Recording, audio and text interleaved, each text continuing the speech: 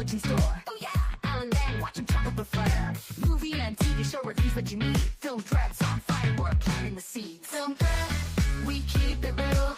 Dive into the stories, you know the deal. Turn the phone, it's the place to be. Movie lovers gather round. 1, 2, 3. From blockbusters to indie gold. Oh yeah. Hey, happy Friday, everybody. Guess what? Alan and I are here, and we have a big show today. Lots of movies to review, including Mickey 17, In the Lost Lands with Dave Bautista, Queen of the Ring, a wrestling movie. Know about female wrestlers. Alan was very interested. Plus, Night of the Zoopocalypse, The Rule of Jenny Penn, Seven Veils, and the Purple Rain re-release. And we'll talk to Uppercut writer-director Torsten Ruether on the show at the end of the show. It's a big show today. Lots of movie news, including Snow White. Tickets are on sale. That's right. Get your tickets, get your popcorn bucket, pre-order your Snow White blanket cape. Give Disney your money or don't. It's up to you. Let's start the show. It's Friday. I'm happy it's Friday. I'm super happy it's Friday because I get to talk to Alan and we get to talk movies and have a lot of fun. So let's do the show. Let's go.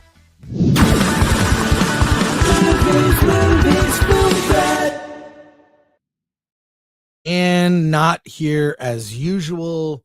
Where did he go? I'm really busy at the moment with Dr. Doom, but I'll say it. Alan.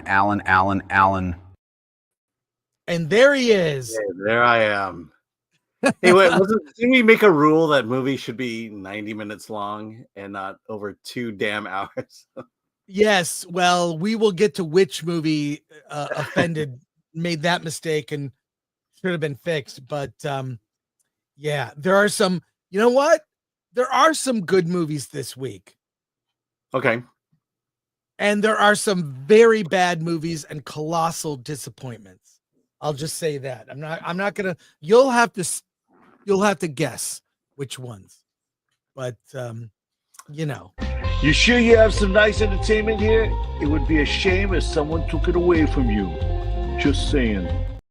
That's Disney's attitude. It's always kind of crazy. Yeah, you don't deserve our movies. Yeah. Right. Let's see who's here in the chat. And hey, I met this person, Sons and Shadows. Shout out to Sons and Shadows. And can I say their lovely wife? Should I say that? I met a great couple, fan of the channel. Appreciate you. Awesome. Saw my hero on Monday. Batman was dope. And Chris was there too. That's right. Sons and Shadows happened to be in Burbank, California. We met up. I brought a bag of Film Threat gifts and he bought me a drink and we hung out. And I gave some recommends. I gave a restaurant recommendation while in town. I said, you should go to Yamashiro, which is a Asian restaurant nestled in the hills of Hollywood. The food is not great, but the view is amazing. You're there for the ambiance, and it's where Quentin Tarantino shot a scene from Kill Bill, an iconic scene. It's an iconic fight scene. You'll know which one. But I gave restaurant recommends, including Trader Sam's in Anaheim. You know that place? Yeah, Disneyland. There you go. Yeah. Some more chat comments and questions here. So it's good to hang out and happy it all worked out. Alan? All right, Brock Samsonite. I know we normally hate sequels and reboots and spin-offs in here generally, but I can't help it. I'm excited for the new Scary Movie 6. Same. I like the Scary Movie series, even the bad ones. All right. Bill S. Preston Esquire. I really like the trailer for Mickey 17. Yeah, me too. But I'll wait and watch it on streaming. Sounds like it was a disappointment. Maybe. Maybe, but if it is a disappointment, we'll tell you exactly why. Andrew Cram gifted 10 Film Threat memberships. Thank you for that. Andrew, thank you. You're a big supporter of the channel. We appreciate it. And as a member of 13 Month, Andrew says, Thanks for the authentic and entertaining content, Chris and Alan. And if you are a member, sign up. We do giveaways. You can join our Discord only for members. Also, we post videos. Alan and I are fortunate to live in Los Angeles area where we can go to screenings where filmmakers do Q&As. We shoot all the Q&As and post them for members only. And I went to a screening of the movie Locked with Bill Skarsgård and Anthony Hopkins. And the director surprise showed up. Anyways, I put that for members only. So check out our members only content. And another Sons and Shadows gifted 10 Film Threat memberships. You're too generous. Thank you. It was really great. I do like to connect the name on YouTube with the person. These are real people behind the names. So good to meet you. Obviously protecting your privacy. Not going to say your name. Yeah. I met a lot of you in Orlando, which was amazing. Yeah, great. So thank you, Sons and Shadows. Appreciate you. Always. I try to I let people know where I am publicly. So if you happen to be in town and I can meet up, and I always have Film Threat merch in my car. That's not stuff we don't even sell on the shop. Just it's we did this run of this thing of Film Threat. I got a bag of pins or something like that. And I like to get stuff for free. So I like to give away things for free. So thank you for all of that. And Sons and Shadows actually gifted me a Battle Beyond the Stars action figure. Oh, it's amazing. Valkyrie, I love it. Apparently now it's worth money, so I feel a little guilty. But thank you for that. You sold it already? I didn't sell it. I'll never sell it. It's proudly displayed right over here. And our last here, Alan. Lord Thoth, of course, asks us to share, subscribe, hit that bell for notifications, sign up as a member.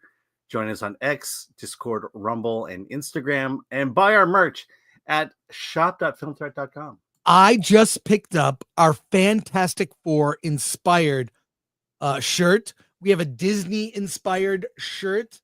I'm loving all of it. Wait, I thought the award this stuff was not in the shop anymore. Well, I guess still is, folks. Okay. This is the last day because I'm calling it now. But we have lots of new shirts in the Film Threat shop, even classics like here we've got Batman and the Batman inspired shirts. So pick the thing you can find this remember that's Marvel Studios. No, it's not. Anyways, pick up one of these shirts. They are we do limited editions. I love this. It's Film Threat, the world's greatest movie magazine. There you go. I bought one. I'll be wearing it next week probably. So there you go. All right, a lot to talk about today. I'm very excited. I'm very excited for this stuff. Yeah. Alan, let's do this. What? Let's do it. Let's talk news. No, all right. We'll start with this. Snow White is coming. The Rachel Zegler Gal Gadot starring film, the remake of the classic Disney animated feature by Walt Disney, is coming. There are popcorn buckets. There's a Snow White shawl blanket hoodie thing, various popcorn buckets inspired by Snow White. Last night I was at the movies and people are already wearing at AMC. They're wearing Snow White shirts. There is big promotion behind the movie. But the reaction to the trailers have not been great. And a YouTube channel called Chat Music has been taking the best chat comments. This movie has one of the worst ratios in YouTube history. Okay. They have put the best chat comments to music. And then I have a special video to show no one knows about after this, which is Walt Disney himself reacting to Snow White. You have not seen this, Alan. No, I have not. I'm excited. Okay. Let's see this first. It's under 2 minutes. I like this. If I saw this movie on a plane, I would still walk out. This trailer makes me want to sit on the TV and look at my couch. I paid nothing to watch this trailer, but I already want my money back. Coming to a theater near you, me, is that a threat? They should have made Rachel CGI instead. Von Brown and the 7 Discord mods. Oh, no. And when I turn my monitor off, Disney invites you and I must politely decline. I'm rooting for the poison apple. Why is Lord Farquaad playing Snow White? This movie should come with a disclaimer. No dwarfs were harmed, but your childhood might be. I haven't seen something self-implode this hard since that Titan submarine. Oh no. Mirror, mirror on the wall. The German I play cultural It's catchy. appropriation. Mirror, mirror on the wall. Snow White and the 7 CGI abomination, making the dwarfs look like a PS1 hack replay. Rachel Zegler looks like a medieval squire boy. Marvel's lost $237 million. Snow White, hold my beer. Disney used to make people famous. Now it ends acting career. Mirror, mirror on the wall, why the seats are empty in cinema hall. Mirror, mirror on the wall, what's the biggest Disney flop of all? Shut it. Aw. And there are a lot of other videos. They make the comments. They bring them to life with music. But this video was brought to me, and I'll let you know, it's from the YouTube channel at Rebels Lab.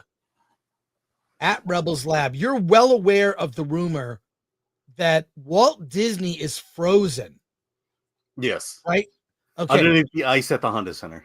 I don't know if it's true, but someone did a little animation from Rebels Lab, and this is Walt. Walt is being asked, his brain is in a jar, a la Futurama. He is asked what he thinks of Snow White, the new upcoming Snow White with Rachel Zegler. Let's see what Walt has to say. The trailers look absolutely horrendous, Professor. The live-action Snow White looks horrendous. The dwarves look like something other than dwarves to me. Not how dwarves should look at all. And the acting, it sounds rather forced and unnatural, if you understand my meaning. Well, and then there's the Rachel Zegler component. So I'm sure you have your opinion about that. Oh, absolutely, Professor. I cannot stand that actress, Professor. I haven't seen any film with her in it. But the very first time I saw a trailer, the very first snippet I heard of her voice, it's simply horrendous, Professor. Her high-pitched voice has no place in my classic film. In fact, I wouldn't want her in any of my films. At all. The trailers look absolutely horrendous. So what do you think? Now, being real for a second, and thanks to Rebels Lab, sub to their channel. What would Walt really say if he was watching all of his classics remade? Alan, you are practically a Disney historian. You're behind the D-Files, the man behind the D-Files. I'm sure that that series of articles on Film Threat will pick up. You have been to the Disney Museum. You are a Disney nerd, but you also are a pragmatist and realistic. What in real life, what do you think Disney would think about all these live action remakes, in particular Snow White? Yeah, I mean, I've mentioned it before, but I think he'd question why the live actions were needed to be done and why his work needed to be corrected. I definitely think he would have issues with the idea that his films haven't transcended time, especially to today. Also, I think he's all for simple stories. Just tell a good, exciting story for children and make it exciting, entertaining enough for adults. And I think he would definitely have problems with the wokeness that has gone in. I mean, the guy hated unions. I'm pretty sure he'd hate DEI and wokeness. So, I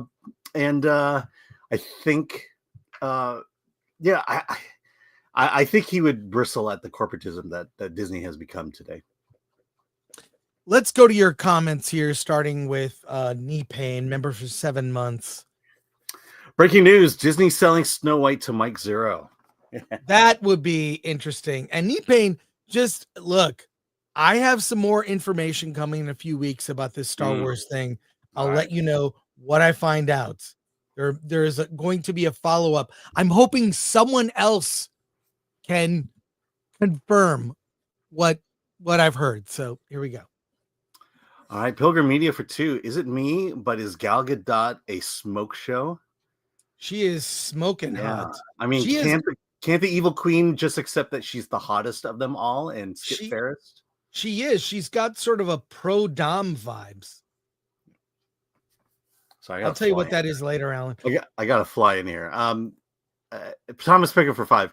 I would think Walt would complain about creativity, and why there are more NZs, and why aren't there more NZs in it? Sure. And for 2, sup guy? Any plans for the weekend? I am gonna go to the horse races and go to Costco. I have a very boring weekend plan. But I might be going on Sunday to a Transformers convention in Burbank. Transformers, the show. Okay. Okay. Yeah, and I'll be performing at the National Comedy Theater tomorrow night. And the last show I was at was sold out, so buy tickets now. Andrew Cram, I agree with Walt. Same. Thank you, Andrew. Portland 182. Disney are so confident that they canceled the London premiere of Snow White. Yeah, they know. We'll talk about that next week. It's they canceled the premiere. They're afraid that just anything and any press for the movie is being highly controlled. Yes, I'm pretty sure all has to do with tariffs. ADLS24. Before AI enslaves the human race, at least it's making us laugh. Yeah, exactly. Cool. All right, pivoting. We have a lot of stories today. And guess what? Tomorrow, Saturday, March 8th, it is International Women's Day. Did you know that, Alan? Yes, I did. The president signed the declaration yesterday. And how do you plan to celebrate? I'm making love to my wife. Well, there you go. Keep it a little, keep the details. That's fine. But so International Women's Day is on Saturday, March 8th. In celebration, just watch the app website. They compiled a list of the top 10. These are Women's Day picks. These are movies directed by women. These are 1 through 10, the top on streaming. Do you want to know what they are? Yes. Well, I'm sharing a graphic. I can't see it. I can't read it. If you are listening to the show, the number 1 movie directed by a woman, recently nominated at the Oscars, The Substance. Number 2, Anatomy of a Fall. Number 3, Past Lives. Number 4, I Saw the TV Glow. Number 5, Blink Twice. Number 6, Greta Gerwig's Barbie. Number 7, Love Lies Bleeding. Number 8, Priscilla. And number 9, Janet Planet. Number 10, Maria. And there you go. These are the top 10 movies directed by women in celebration of International Women's Day. How is The Hurt Locker not on this list? Yeah, well, or Twilight for that matter, Catherine Hardwicke. All I'm saying is you know what you call a woman director? What do you call a woman director? You want me to steal your joke, or you want to do it? What would you call a director? Director. You call her the director is a position on the crew, a very important one. No one cares about the gender, ethnicity, sexuality of the person who is in the role. They do the job. But if however you celebrate International Women's Day, you've got some good choices of decent films. I don't care who directed a movie, what their gender is. If the movie is great, and The Substance, I talked about it all last year when I saw it. I saw it God, 5-6 times in the theater. I saw special screenings. Love the film. One of my favorites from last year. I think it is, along with Dune Part 2, the best directed movie. He should have won Best Director. No disrespect to Sean Baker, but it's the better directed film. So we're going to keep comments light today because we have a lot to go through. Alan? Royston S. Bailey, come on. There's nothing more wholesome than what Alan just said. Of course you go. I know. JPTRX, I'm a woman because I say I'm a woman anytime, so I will be celebrating with my sisters.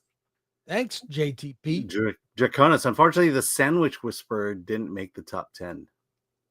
That is a good film. I've never seen it, but it sounds good. Laura Buckles, International Women's Day, also known to me as Another Saturday. Yeah. M. Spencer for 5. I'm celebrating International Women's Day by only watching lesbians on all short films I view today, 38 seconds or less. I heart women. Well, see, that's a very wholesome statement right there. Yeah. That's very wholesome. So there you go. All right. Big news story here about James Bond. We've been talking about James Bond. If you would put up the story, Alan. This is new to me. I don't know anything about this story, but apparently Jeff Bezos wants Broccoli removed. So and that some harsh statements here. The headline: Jeff Bezos wanted to remove Barbara Broccoli after she called Amazon execs fucking idiots. Report. What is this report, Alan? Where's this from? I can't read. Okay, so this is from IndieWire, but it refers to a Wall Street Journal article back in December 2024. In a new report from the Hollywood Reporter, Amazon CEO Bezos was determined to take all creative control for the IP through Amazon MGM Studios, which announced in February 2025 at a reported cost of $1 billion. Fueling the price tag, sheer retaliation. In December 2024, the Wall Street Journal published a piece in which Broccoli is quoted as telling her personal friends that Amazon executives were fucking idiots and dealing with the Bond franchise. As the Hollywood Reporter now stated, Bezos read her quote in the journal and got on the phone and said, "I don't care what it costs, get rid of her," according to an unnamed insider. The outlet further included how Broccoli bristled when Amazon content chief Jennifer Salke referred to the Bond films as content. And Broccoli's half-brother Michael was iced out of a meeting by Amazon executives. Yes, a little war going on between Bezos and Broccoli. I don't think that's going to end well. I think in the end, Amazon wins. Mm-hmm. It's all about, let's be honest, it's a dick measuring contest where the size of the dick is fueled by money. Mm-hmm. And Broccoli's not going to win. And that's the way that is. So, Alan, what are your thoughts? Everyone is concerned about the troubled Bond franchise. Yeah, I mean, it's kind of a double-edged sword. I don't think people were exactly excited about Broccoli's comments about the future of Bond and maybe some swapping here and there. But at the same time, is Bezos going to take in the right direction? Is Jennifer Salke going to take it the right direction? And I guess the indications we're getting is that Bezos is wanting to play nice politically, and that maybe he could bring back the return of the Bond we love. But I feel like, I don't know. As much as we want DEI to die, it's not dead yet. I think the only person who could really keep Bond pure would be Chris Nolan. Mm-hmm. If he could be wooed. He's wanted to do a Bond film. If you look at movies like Tenet and Inception, those are Bond movies with sci-fi themes, right? They really, truly are format-wise. They're Bond films. So I think the only way is get Chris Nolan, but if Chris Nolan was smart, he would demand theatrical releases for his projects, and he should be a producer on Bond going forward. He should keep it, you know, there are very few directors, Denis Villeneuve, John Baker, Quentin Tarantino, and Nolan, who are working really hard to keep theaters alive. So as far as Broccoli, yes or no, but you get Nolan in, the franchise has a shot. Let's go to comments here. Yeah. Although I don't think Nolan knows how to do nudity very well. We'll leave it there. All right. From Dr. Taisuki for 100 Danish krona. Hey guys, have you covered the new movie Spermageddon?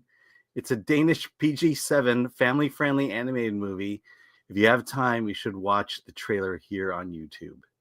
Spermageddon. Look it up. If we have time, we'll do it today or sometime next week on Hollywood on the Rocks. Atomic Glory, if you would seek out that trailer. Thank you.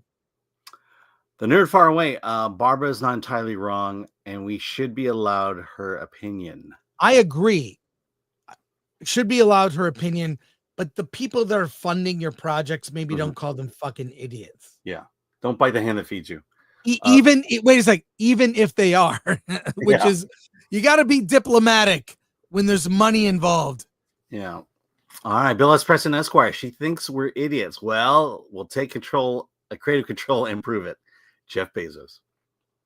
Yeah, we'll see. ADL is 24. It isn't broccoli, it's broccoli. I've been told it's broccoli, like spicoli. I've heard broccoli, like the vegetable. Like the way it's spelled. I don't know. So there you go. It's spelled broccoli. All right. We are an indie film channel. We cover all things indie. I think there is a new golden age of indie film that is forthcoming, especially with new tools like AI. And a lot of companies like Legion M. If you are familiar with Legion M recently put out a movie called My Dead Friend Zoe. They did a film called You Can Call Me Bill, a documentary, The Boy Who Loved Batman. They've basically shepherded indie film projects, including My Dead Friend Zoe, which is in theaters right now, The Man in the White Van. Legion M is a company that allows people, anyone, you've got some money, you want to invest, you can invest in these movies, get a small share of the film, and you have say about the movie. They have lists of projects to be funded. You pick the ones that you want to get behind, and they support their investor community by inviting them to the premieres. I know the guys at Legion M. They are really good dudes that care a lot about indie film, and they put out some really good projects, including Mandy with Nick Cage. On that, in the spirit of that, Robert Rodriguez has launched a new company that is similar in nature.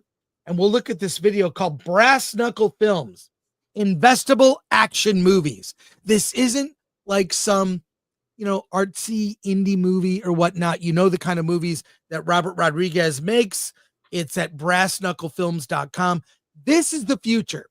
Individuals like a Robert Rodriguez, okay, read his book, Rebel Without a Crew. Great book. But this is a simple thing where fans can invest, pick the movies they want. We're not talking a lot of money, couple $100, right? And I'm not doing this. Look, no one asked me to do this. I saw this, and what it should do is inspire you. If you want to support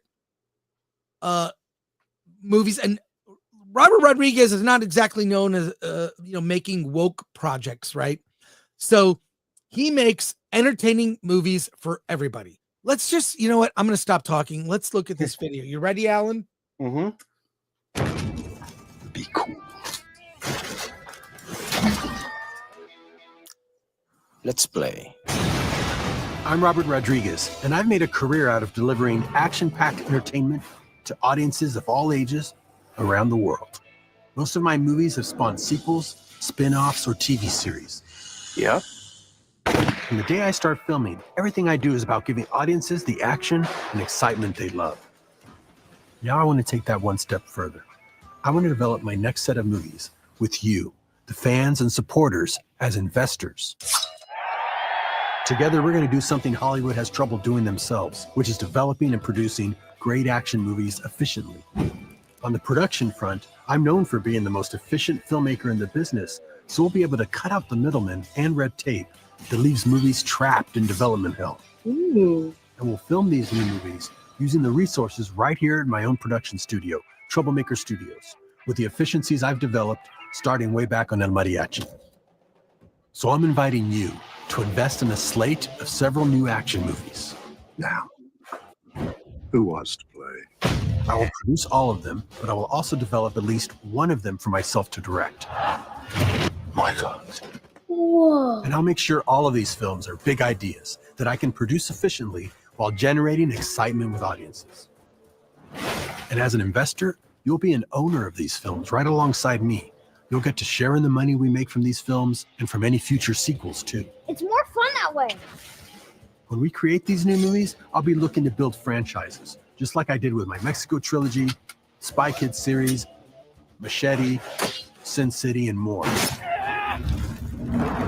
That lets us create one idea that we can then build into multiple profitable films over the years. That's really cool. So, are you in or are you out? I hope you join me for this incredible opportunity.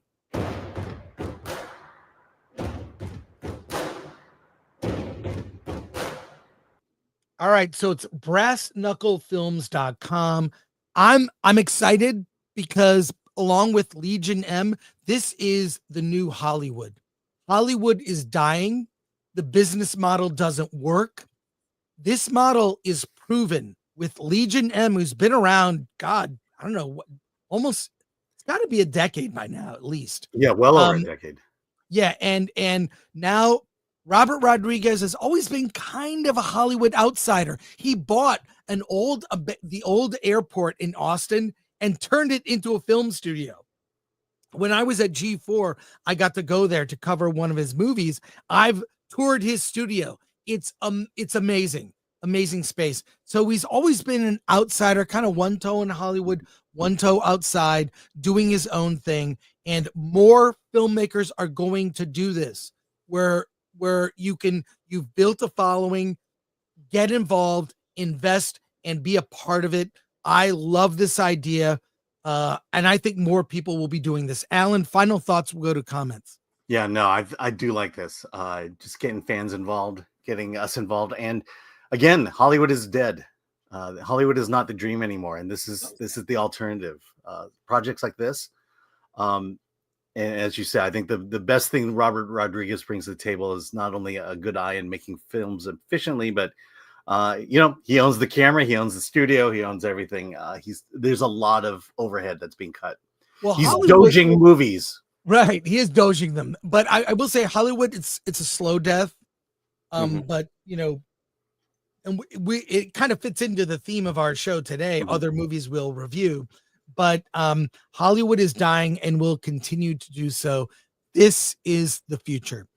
Let's go to your comments here briefly, and here we go. All right, Christopher, Moonlight Productions. Hey, Christopher. And I will respond to your email eventually. Yeah. Since I'm out in Austin, I reached out to Brass Knuckle Films to see if I could get more info and maybe go out to the Rodriguez studios to talk with him.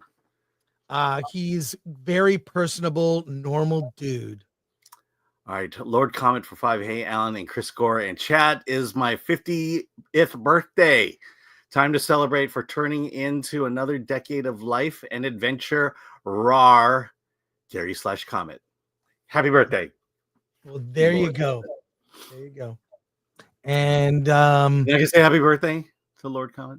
Yeah, happy birthday. Sorry, I got distracted. Lord Comet, happy birthday. There's some big breaking news. We have to talk about it. Okay. Sons of Shadows. Robert Rodriguez is underrated as a director. I don't like all his films, but he's fun. He is fun, and his movies, he goes for entertainment. Yeah, and I believe he went the Lucas route. He's not part of the DGA. He's his own thing. Let's see. So I'm just gonna move Sorry, forward here. folks. There we There's go. some Nerd big- Cookies is in the chat. Cheers to my favorite indie duo. Hey, cheers to you, Nerd Cookies. I loved your recent video on Guild Navigators. I have a whole remind me if we see you Monday on Versus, I have to tell you it's my thoughts on the Guild Navigators. I have yes, thoughts. Guild Navigators. Yeah, cool. Let's see, and then we got that one already. All okay, right. So it's happened.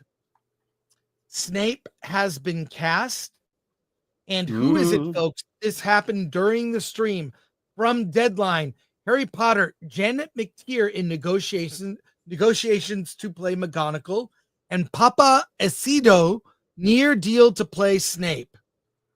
This might upset some people. The Snape is being race swapped. We see here Janet, what's her name? Janet McTeer in negotiations to play McGonagall. Papa Escido near deal to play Snape in the HBO series. How will fans react to this casting? We've heard a lot of arguments against race swapping. I think it's pandering. I don't think it ever works. I think you can be creative, but I don't know. How do you do this? He better be better than Alan Rickman. If he's not exactly, how will this be better than Rickman? I mean, look, if they said, look, we've searched and this is the best Snape we've ever seen, that's one thing. But if it's the, hey, we've got to diversify this thing. So here's the best black actor we could find to play Snape. That's another thing. So as I say, he better be better than Alan Rickman, and that's a tall order to pull off. I think this is pandering. I think there are other opportunities for maybe some more organic casting that's truer to the books. And all I can say is Tokyo Diversio.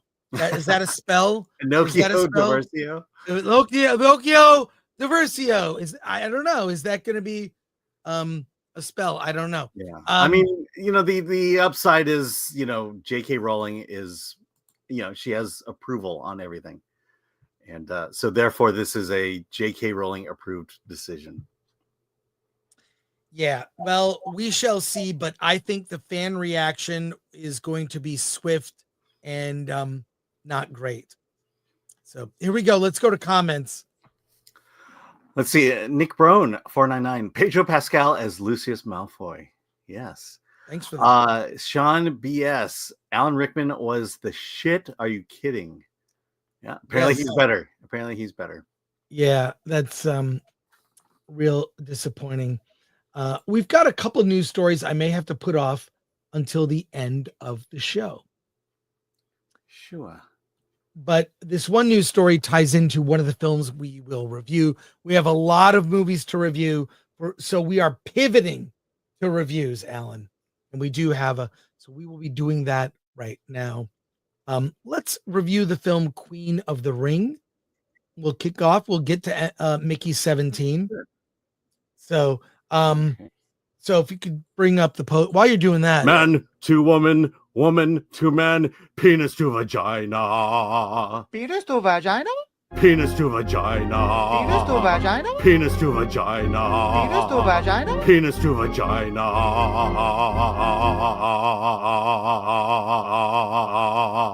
Penis to vagina? Alan, tell me about Queen of the Ring. It's an independent film that is in limited release in theaters. It is about a female wrestler when female wrestling was not a thing, was very much frowned upon. Yeah, not only frowned upon, but outlawed in many states.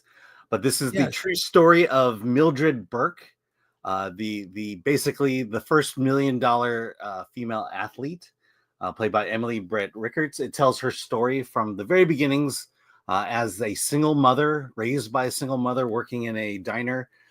She falls in love with wrestling and wants to get into the business. And she goes to Billy Wolf, played by Josh Lucas, one of the great wrestlers at that time. And they fall in love, and he trains her to become the greatest women's champion in wrestling. But the problem is that women's wrestling is outlawed in most states. And so the women's wrestling is subjugated to basically a carnival show. And this whole movie is about her fight, her struggle to be on the top of her craft, to bring legitimacy to female wrestling. A lot of known wrestlers are in this movie in terms of characters being played, such as Mae Young and Gorgeous George. And then a lot of up and coming wrestlers are in the movie, mostly from AEW. Trinity Fatu is the only WWE personality in the movie. Let's see. I'll be honest. I know you didn't like this movie. I liked this movie. You gotta let me speak for myself. Okay, I'll let you speak for yourself. Let me speak for myself. I have issues. Go ahead. I don't know what you think. Maybe you liked it. Maybe you didn't. I did like this. My issue with the movie, it's too damn long. It's that was my issue. It's 2 hours 15 minutes. Yeah, and that's the second movie I saw. That's the first movie yesterday that I saw. That's 2 hours and 15 minutes. 2:15. And but I did, as a wrestling fan, as someone also, I'm not as familiar with the territories. I'm a WWE guy. But as a wrestling fan, I did find it interesting. It's woke only in the sense that it tells the true story of what it was like being a woman in this era. We're talking the 50s and 60s. Yeah, exactly. Look, if it was a modern story, you would roll your eyes. But this is truly at a time when women's wrestling was illegal in many places. Yeah, and her success, part of it was entering a marriage contract with Billy Wolf. And she did that to basically protect herself and say that, if she's going to build women's wrestling, she wants a financial piece of it. And the only way she could do it at that time was to enter into a contract. And then it kind of gets into the basic wrestling tropes of, working too many hours, too long hours, the politics of it all. But what Mildred and Billy were able to do was to broaden, not only to make women's wrestling legitimate, but he was also on the forefront of bringing diversity and bringing first African-American wrestlers into overall wressling. If you're a wrestling fan, especially AEW, you're going to recognize people in this movie. I liked it, but my only qualm is it's too long. It's too long. Yeah, I mean, I didn't like it as much as you. You are a bigger wrestling fan than I. I'm a casual viewer that I don't follow wrestling. But every time I watch it, I love it. I love the big personalities. I like the true drama and the stories. But this, I felt like when I was watching it, because it's a period piece, but I felt like the budget was really low. And it felt like they worked really hard with what they have to make it look like a period piece. But I felt the haircuts were off. Like, I don't know. It just didn't ring authentic. I felt the budget was anemic when it came to selling the period. Additionally, I felt this is an amazing story. It's a sports story, which I like. It's a struggle story, but it should say something about modern times. And I felt like, while it might be accurate, what is it trying to say? So I felt like as I was watching it, I'd rather see a 90-minute documentary about the real person, the real Mildred, than this movie. So for me, it's like a 4 out of 10. It's a pass. What do you think? Yeah, it's a 7. And I think you got to stop saying period when describing the film. Alan, it's International Women's Day tomorrow. How dare you say that? It's a period piece. It was of its period. But no, to me, I think the wrestling industry is just fascinating. I think this is an aspect of it. I think it is better than most biopics, because usually, you just really get the sense that when you watch an indie biopic, it's and this happened. And so we're going to do a scene about this event. We're going to do a scene about this event. But it was really about the business, the industry of wrestling at that time, the women trying to break into that industry, and just how the fact that for some weird reason, wrestling has been on the forefront of culture when it comes to women, when it comes to racial issues. That of anything, wrestling has been that thing that propels our culture forward to broaden women's roles in the business and the roles of minorities in the business as well. And this is a movie that just exemplifies that.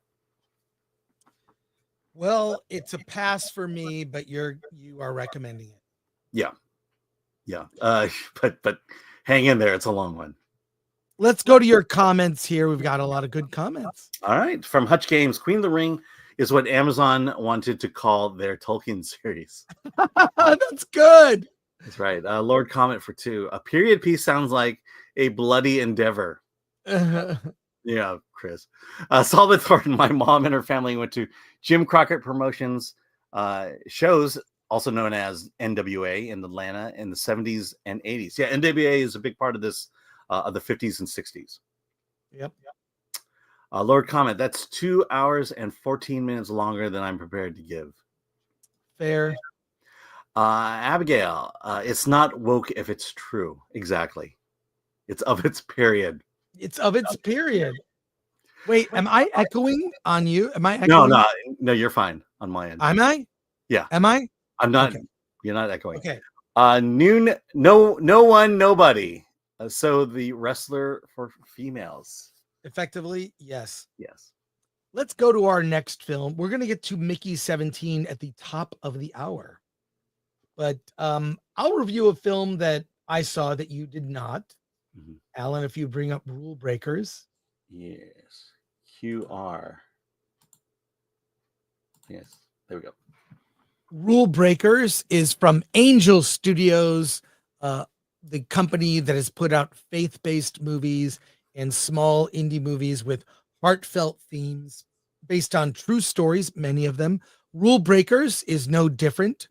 It is an inspiring story of a group of women in Iran that actually got access to computers and designed robots. It is a true story based on a woman. Her name is, I can't find the cast here, and I'm not going to be able to. Every description of the movie just says a visionary woman. Well, yes, that's accurate. So I'll get the character name in a second, but she leads a group of females, teaches them computers, that leads to designing robotics. What are they designing robots for? Well, specifically to detect mines in minefields and save people's lives.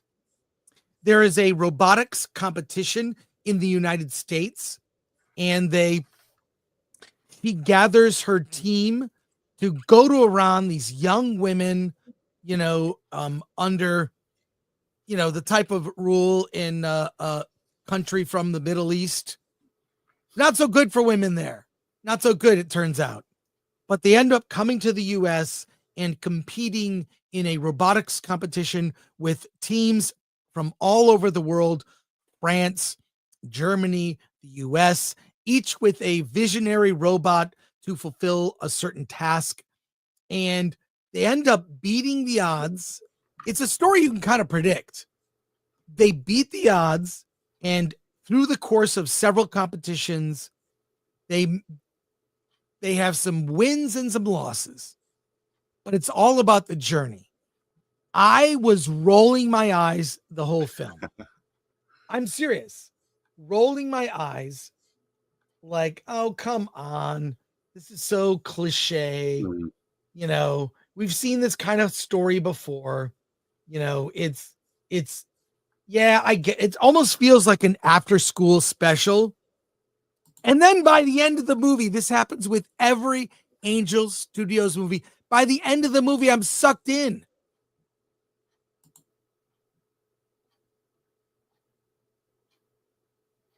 Are you stuck? Is Chris stuck? Yeah. Was amazing. Yeah. So the woman is Roya You're gonna like this name, Roya Maboob. That is the real person this story is based on, played by Nicola Boucheri. Yes, that's the name of the character, Roya Maboob, spelled Mahboob. Not a joke. Anyways, it's super inspiring. It's a tight 2 hours. There is real footage at the end of the real competition.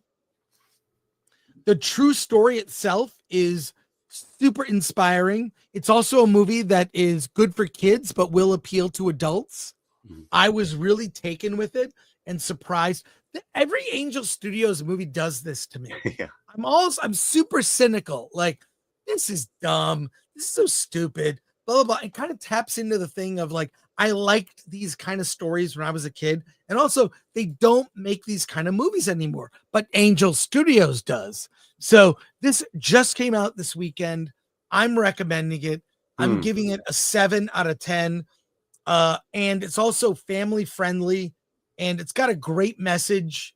You know, it's not one of those like women in STEM or women in math. It's like, this is a real story. They use computers. They built this robot to detect mines so people don't die. They could clear fields and get rid of mines. And the other countries had really good robot designs as well. It's inspiring, I think, for any kid wanting to pursue a career in mathematics or science or robotics, which will be big, right? Isn't Apple building a plant in the US? Yes, they are.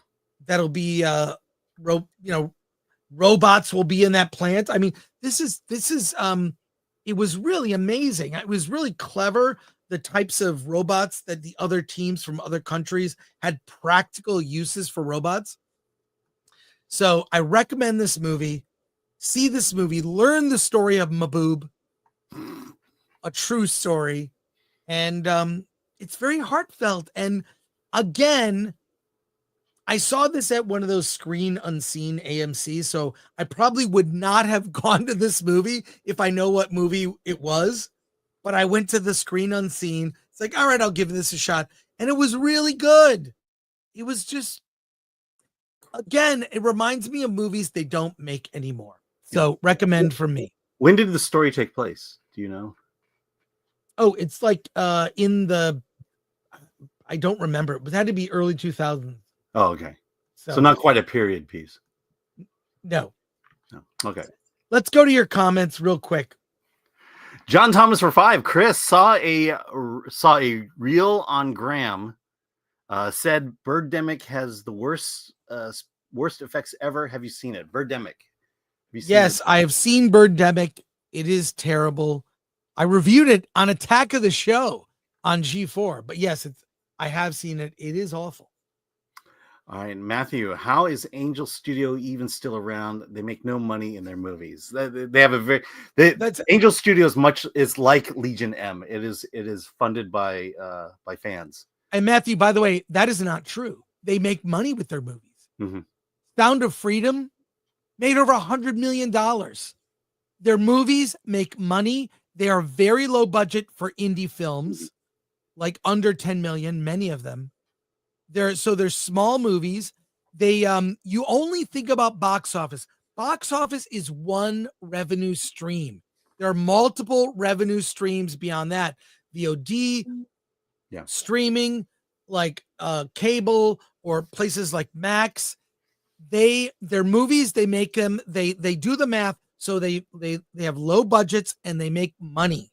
So yeah, I believe Sound of Freedom even got distribution on Hulu or Amazon. Also, as you said, family and faith-based movies that have a life of their own after theatrical, and that's where a lot of that money comes from. And there's other things about Angel Studios I could say. Andrew Cram for 5. When I watch faith-based films, it is an empty theater.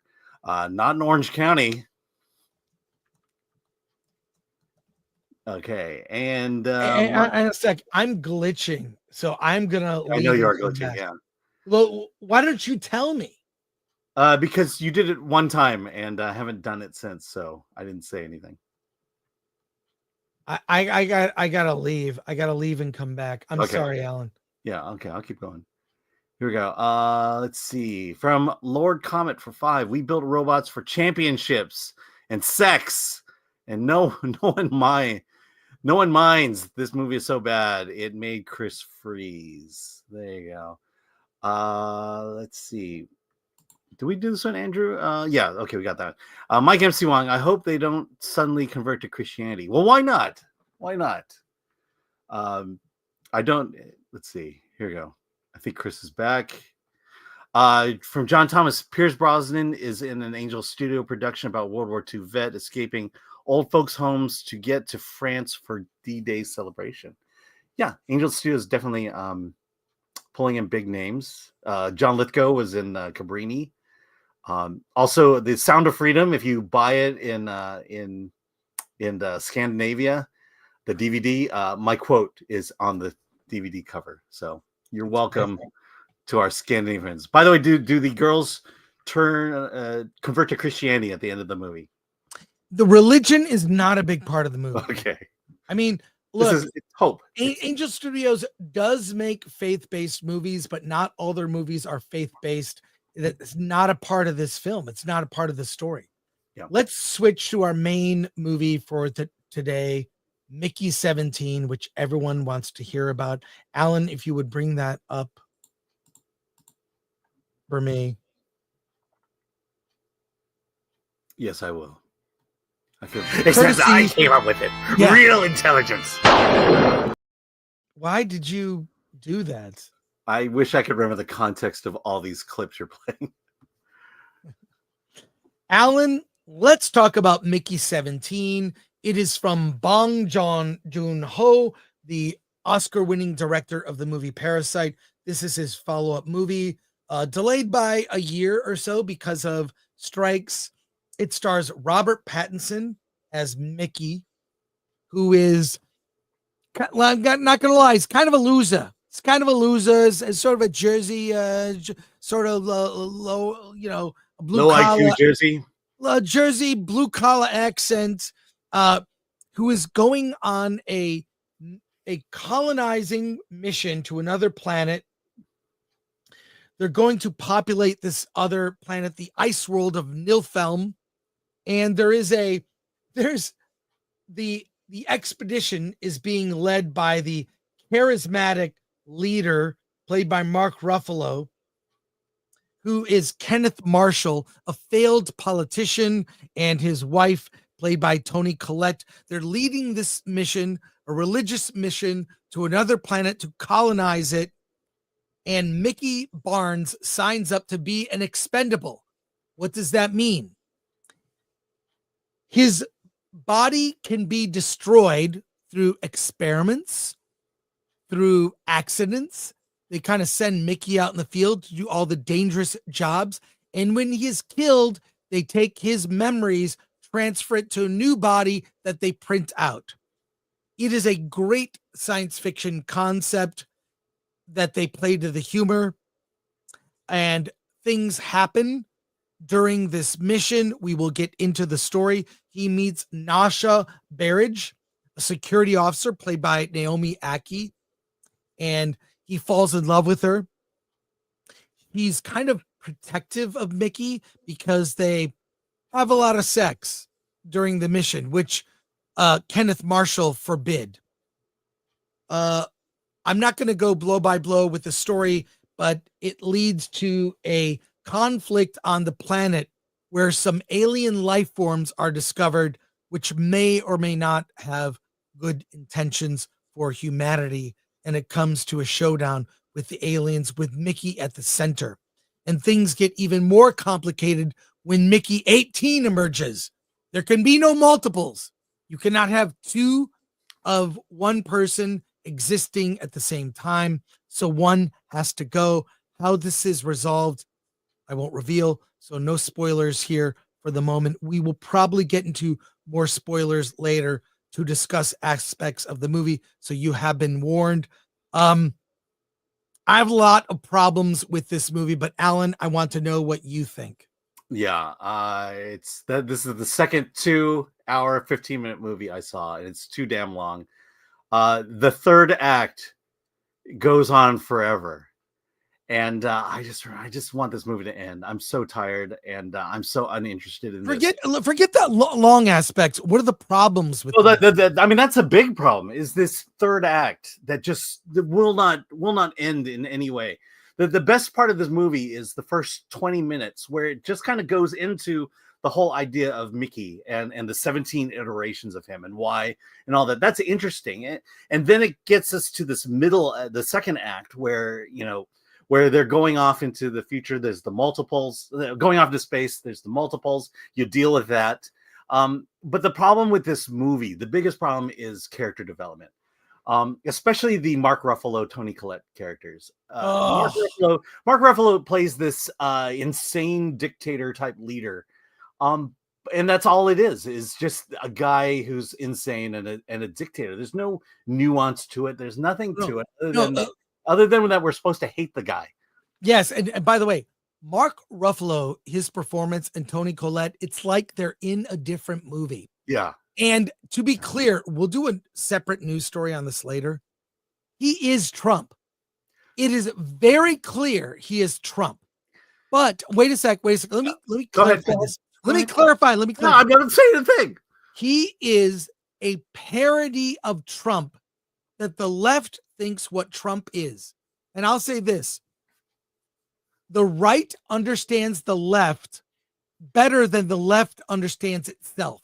So the left's vision of Trump, this is how the left sees Trump, as this manic, horrible figure. They make fun of people.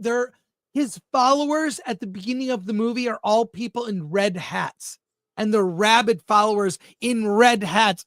It's a little too on the nose, And I will say this, this is what I find crazy about the left versus the right. People on the right don't like the policies of the people on the left, and people on the left don't like people on the right. Yeah, personally, it's listen to this distinction, right? It's like, look, people on the right don't hate people on the left. They just don't like those policies that, create rampant homelessness, lawlessness, a lot of crazy crazy policies. But they don't hate the people. But the people on the left hate the people on the right, in spite of the policies. And that is made very clear in this movie. Now, in fact, I'm kind of, the audience I was with didn't laugh so much at Mark Ruffalo's over-the-top performance. He was so smugging as Trump. It was infuriating. And the third act of the movie with the female lead, which Naomi Ackie, Nasha Barrage, the character, Robert Pattinson is great in the movie. That's the best thing about this movie. It's the one reason to see it is Robert as Mickey in the multiple different versions of Mickey. The Mickey 18 is hilarious, very different than Mickey 17. And Mickey 18 has a different character arc. So well done. Nasha Barrage is just so girl bossy. It's insufferable. In particular, in the end of the movie, it's so lecturing. And I feel like this movie because there's an on the nose line in the movie where it's like, he's a failed politician who lost his last 2 elections. This movie was assuming certain things would have happened in the real world, and they did not. I think this movie will do okay. In the end, it will not have legs, and it will bomb.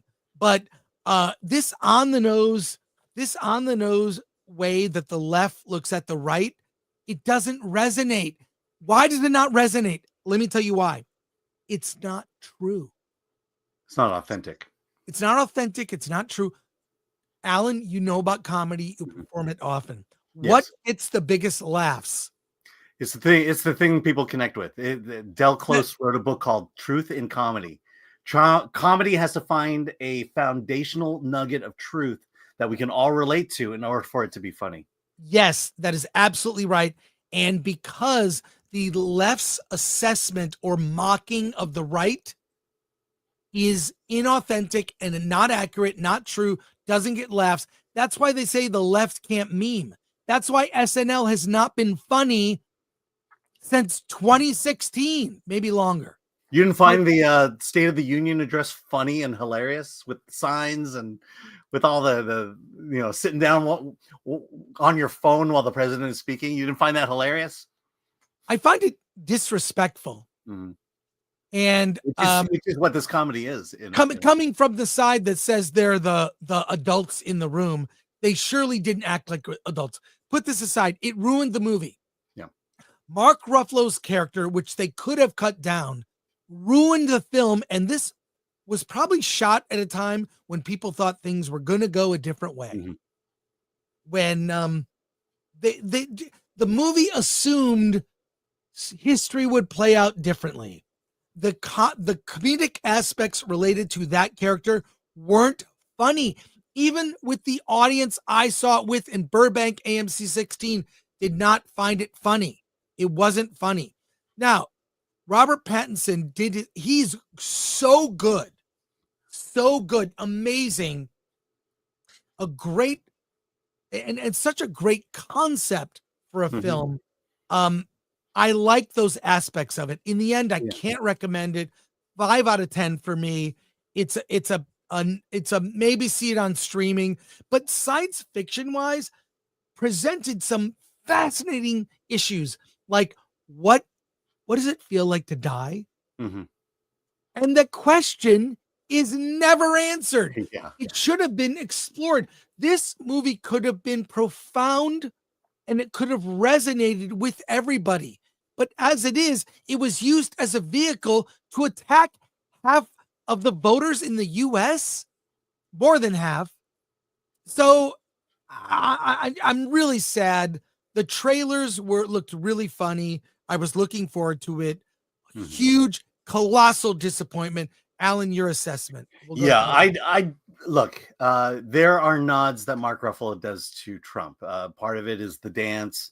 The red hat. It goes like this. Yes, I know. I saw that. And come on. But I'm going to say, I don't think it's as bad as you're saying it is. But at the same time, you're right, because what science fiction is supposed to do is it's supposed to be a morality play. And it poses a question. What if you could never die, but in never dying, you're constantly dying? And that question is always being asked of what's it like to die? And does Mickey really like dying? Does he see, does he find hope and comfort in the fact that he'll come back again? Those are great questions. Those are great questions to ask. And as you say, it's never answered. All the great ideas are never explored. Yeah. The question that's asked is that third act, with this conflict between the humans and the aliens, because, and the thing is, it's so predictable. And because that third act goes on so long, you know exactly where this story is going. There's no real surprise at all in that third act. And because you know where that third act is going, you're bored because you're waiting for the movie to catch up to you. And that's what I found myself, the position I found myself in watching this, of just get the story over with. I don't know why the third act occupies over half the movie. That's my biggest issue with this. Robert Pattinson, he created a good character. But everyone else, it's just a failure in storytelling, failure in character development, and failure in saying something about humanity. And I think that's what we really wanted. And I think had it said something about humanity, as you say, this would have been a deep and profound movie, because it had everything there to ask the right questions and find a way to answer it, and it failed to do it. And the Trump, the Mark Ruffalo as Trump dates the movie. This will not stand the test of time, and it had the opportunity to make some profound statements on life, and meaning that would relate to everyone, and ultimately a dud. Alan, do you recommend it? We'll go to comments. No, absolutely not. No, save your 2.5 hours. Because literally I had a half an hour of commercials and trailers leading up to this movie. Let's go to your comments, starting with Supers here. Okay, Andrew Cranford 10. What happens when two of the same person exist in the same time? Does this film elaborate on the concept? Yeah. Yes, it does. What's a threesome? What's a threesome like with yourself? Yeah. What's a MMF threesome like with? Yeah. Anyways, I'm if not you gonna kiss yourself, is that incest? exactly. Thank you, Andrew. Mr. Meister for $4.99. After the locked video posted for members only, plug for joining. I'm excited for the review. Also, Chris, what does the ending of 2001: A Space Odyssey mean? Well, explain the ending. Explain the ending. It's we are being influenced by forces outside the universe that we do not understand. What is life and death? It asks questions. It doesn't answer them. You can read into it. I've watched that movie probably hundreds of times, seen it in the theater. Every time I see it, I take away a different meaning depending on where I'm at in life. You know, I saw it when I was a teenager. I saw it when I was 5 years old. Saw it when I was a teenager. Owned the VHS. I watched it many times. The meaning changes depending on where you are in life. But thank you, Mr. Maestro. All right, almost for 5. Ruffalo is a religious person. Yes, that's exactly how he would play it in saying, "Chris, I used to be the left. I used to the left was wrong. Now I'm convinced they're evil." Interesting. I understand. Well, when you don't stand up and cheer for a 13-year-old cancer survivor boy who was only supposed to live for 5 months, yeah, I call that evil. Thank you, John. Pilgrim Media for 2. Sam Rockwell in the movie Moon is very good. Yes, he is. All right. Pilgrim Media also says for 2. Just saying, Rockwell pulls off the trope. Yep. Yeah. Yep. John T. Unfortunately, Mark Ruffalo is in it. Yeah. Unfortunately. Yeah. I mean, Tony Collette, I like. Constitution Pictures. Current odds are 1 in 100 that Hey Mickey is on the soundtrack. It's not. Sir Sidney Rough Diamond, anti-capitalism movie. Yeah, I guess you could say that. Ron Enriquez, sluggish and goofy at times, but we need to support more unconventional and original films like this. I walked away having enjoyed it. Very Terry Gilliam, Pattinson delivered. I will say, like, I would have seen this movie regardless because I like Pattinson, I like the director, and I like high concept sci-fi, and I like original. So in the end, you know, yes, I would recommend. I was gonna see it myself anyways, but the Ruffalo just really ruined it. Yeah, and I would watch Brazil and Time Bandits over this anytime. Solomon Thornton, it's a shame they never went up to Mickey 69.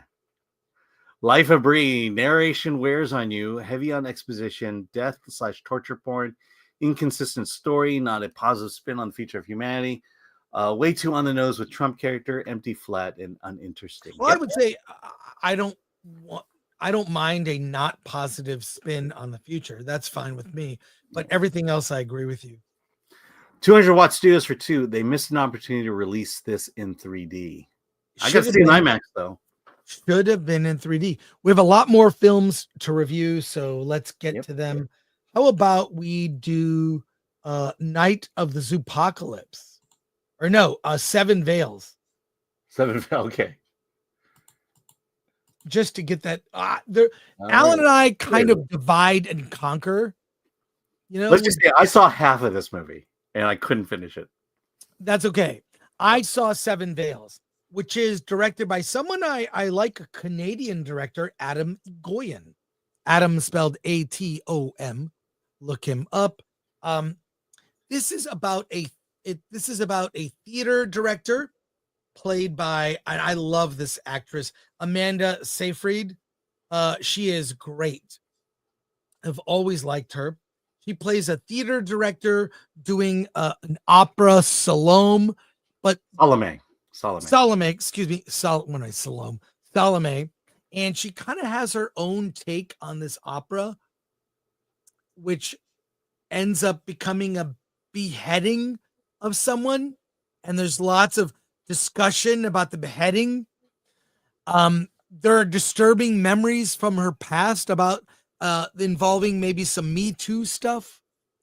And it's about her as a pretentious theater director directing a play, fighting the forces that be, meaning the people who fund it, and putting her own spin on the story. And it is the most pretentious. And I've liked Adam Egoyan in the past. He's made some very good and interesting little small indie movies, mostly in the 90s, honestly. The Sweet Hereafter, Exotica, among others. But this is just, unless you're into theater and opera, I can't see people really getting into this. And the only thing that saved it for me, the only thing that kept me watching, where I actually finished the movie, is Amanda Seyfried. She was in a series. I don't know if you've seen her. She was in this series about the woman. What is the name of this series that she did? Where you're not talking Big Love, are you? No, I'm not talking Big Love. But she was in Anon. She was in First Reform. She was in Ted 2, of all things. So, no, she's won awards, and she was the only thing that kept me watching the film. She was in The Dropout. That's right, the Hulu series where she played. Yeah.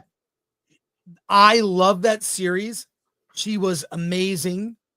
She played Elizabeth Holmes. Yeah. And she's fantastic.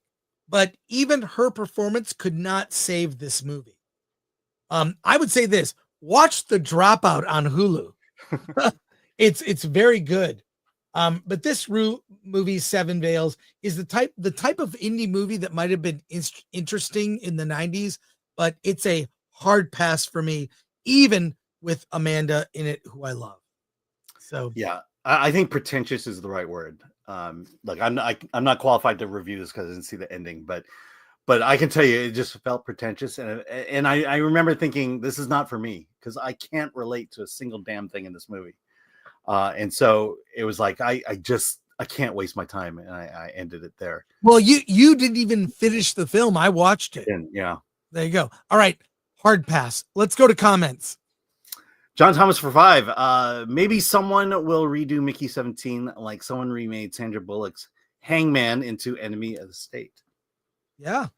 Pilgrim Media for 2. What are your thoughts on Slaughterhouse 5 from 1972? I love that film based on the Kurt Vonnegut novel Slaughterhouse 5. I love it. I like the bouncing back and forth in time.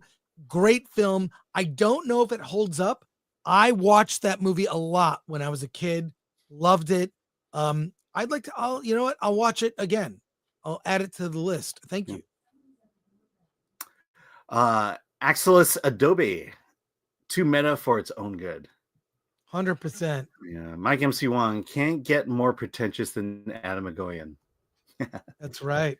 Uncle Remus, put that on the poster. I couldn't finish watching it, Alan. And from 200 Watt Studios for 5, it was just too much. They could have been okay with 4 veils instead of 7. Exactly. Yeah, exactly. And the beheading was John the Baptist. We all know what the story is. Yeah, John the Baptist himself. Let's go to another film review.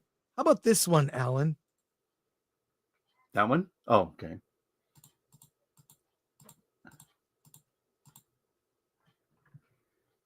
There you go.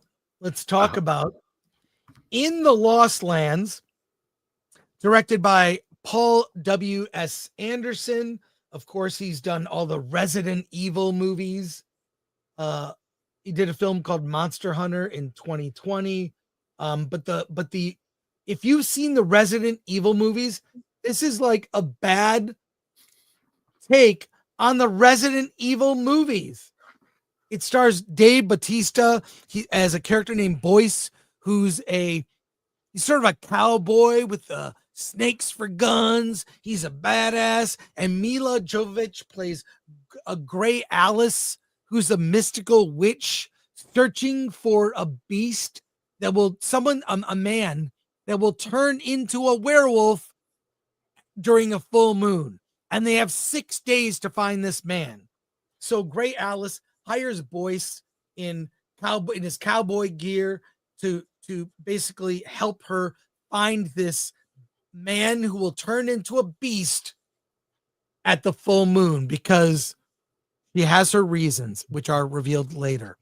If you've seen the trailer, this is based on a George R.R. Martin short story.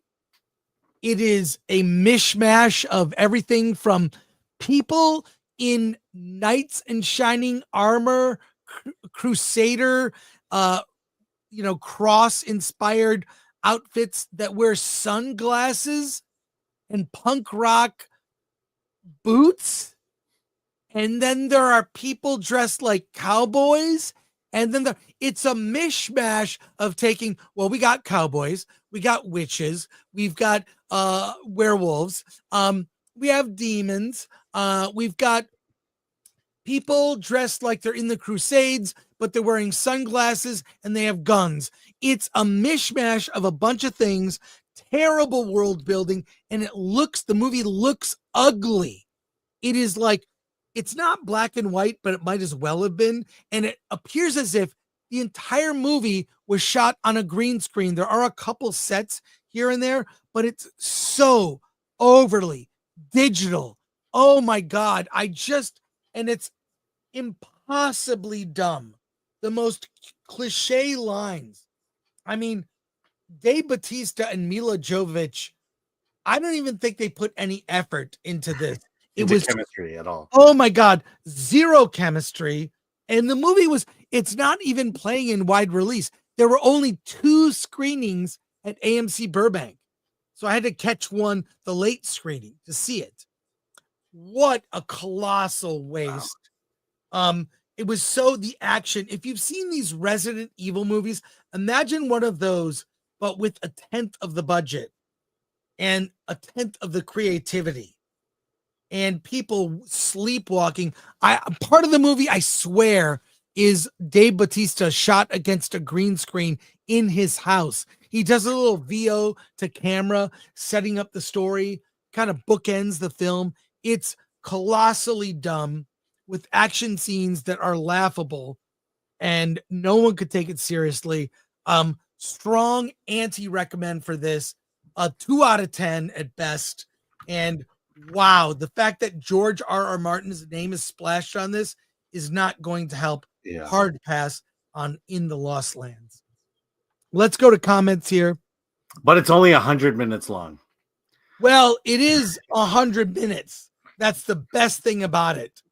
And it's just the effects are so bad.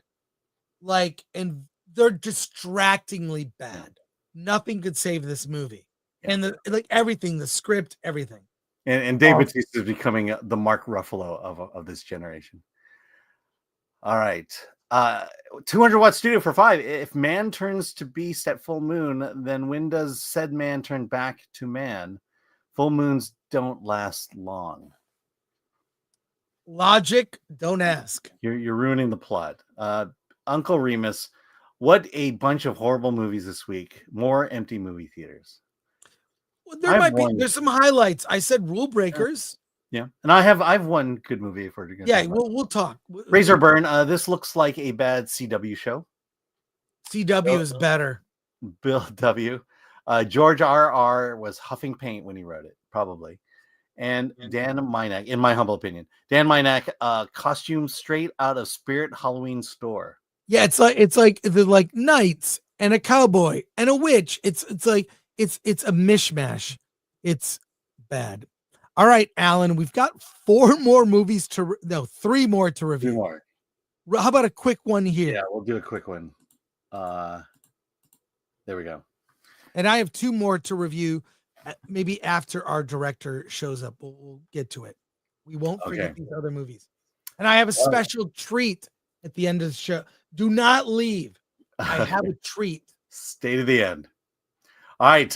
Night of the Zoopocalypse. One thing you'll notice from the mind of Clive Barker. Yes, Clive Barker has entered the kid space, and this is legit. He wrote a short story that this is based on. He's also an executive producer of Night of the Apocalypse. He's the one who decided, hey, I want to make a kids horror film, and that's what he does here.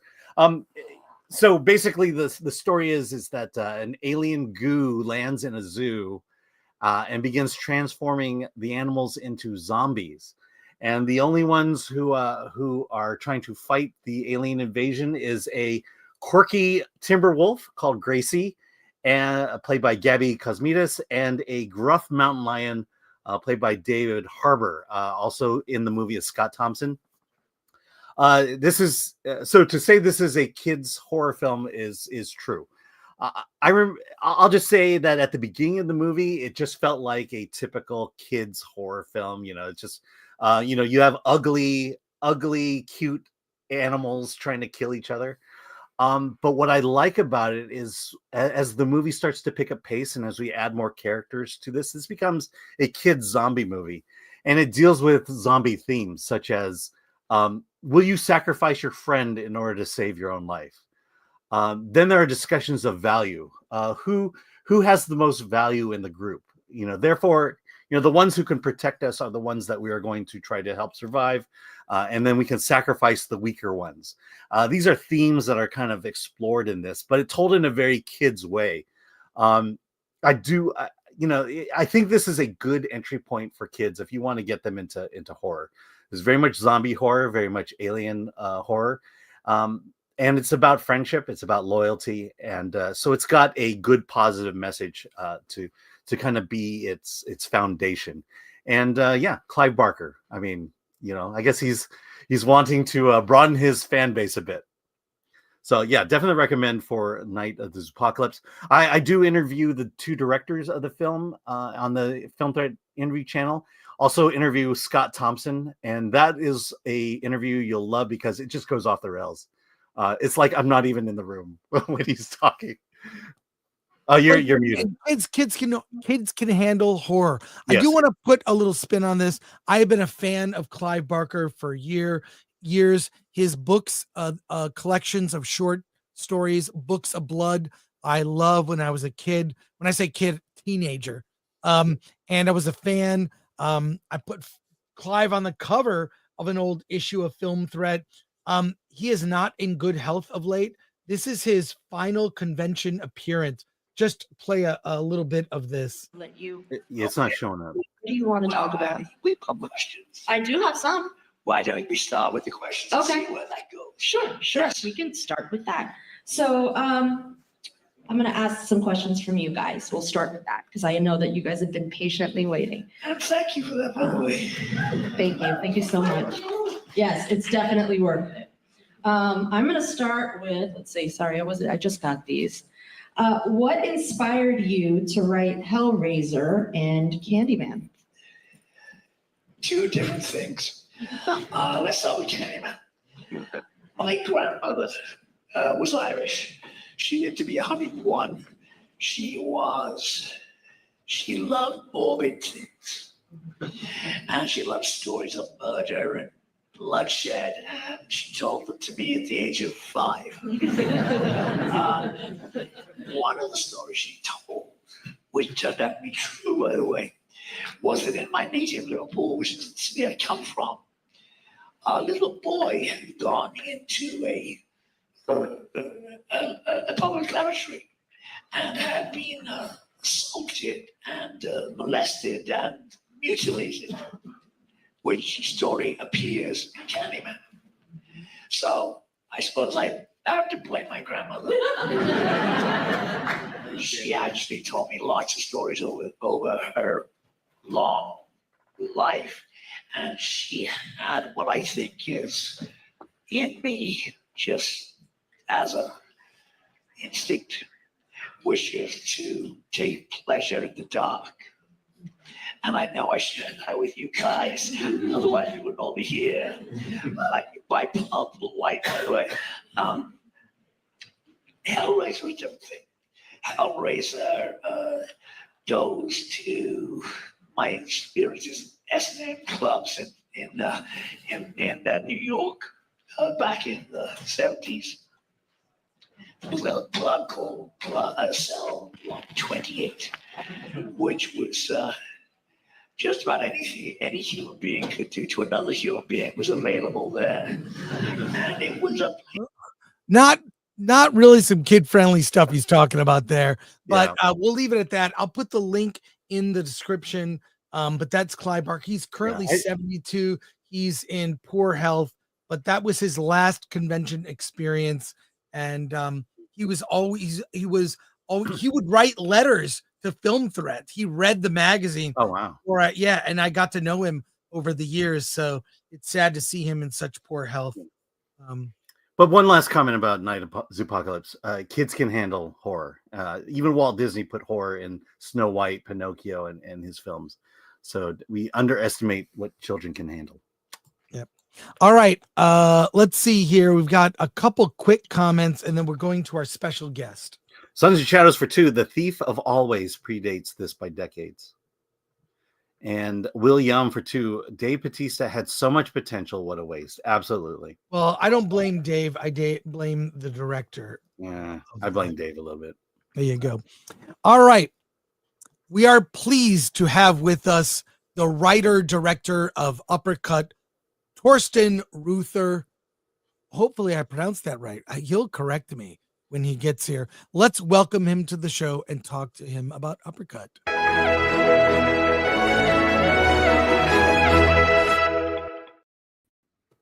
Hey, Torsten. Hey. Good to see you. Hey, how did I do on the pronunciation? Perfectly, guys. Just, 10 out of 10. 10 out of 10, guys. Well, that's great. Thank you so much. Tell us, I want to show our audience the trailer for Uppercut, but tell us about the film. It's a film about boxing, Uppercut, obviously. Yeah, it is. It is about boxing, but I guess it's a very unconventional boxing movie. So boxing for us was something like the platform to deliver something like a very interesting character clash between two people who would never have met, actually, because there's this one privileged white girl, second immigration immigrant from Germany in New York City, coming to a boxing gym one night because she's some kind of desperate and she feels not, rewarded in her life enough by anybody around her. So she wants to be trained by her legend, Elliot Duffin, played by the icon, Mr. Ving Rhames. And this is something like a disillusioned, injured, and very desperate former boxing champ operating this shabby place in New York, Bushwick. And in this very night, it develops something like a upcoming relationship between the two. They get curious on each other. It's not a one-track partnership, Elliot to Tony, which is the young girl, but also the other way around. So they experience each other. They really get to know something special from each other, and they become something like companions in that very night. And we have something like a second time layer in the movie where this young lady, Tony, 8 years later becomes not a fighter, what everybody would expect, but she becomes a boxing promoter and has her own protege in another night. And she, transfers those values she's learned with Elliot to this fighter in that very night. So this is something like a short synopsis. Well, let's take a look at the trailer I've got queued up right here. Here we go.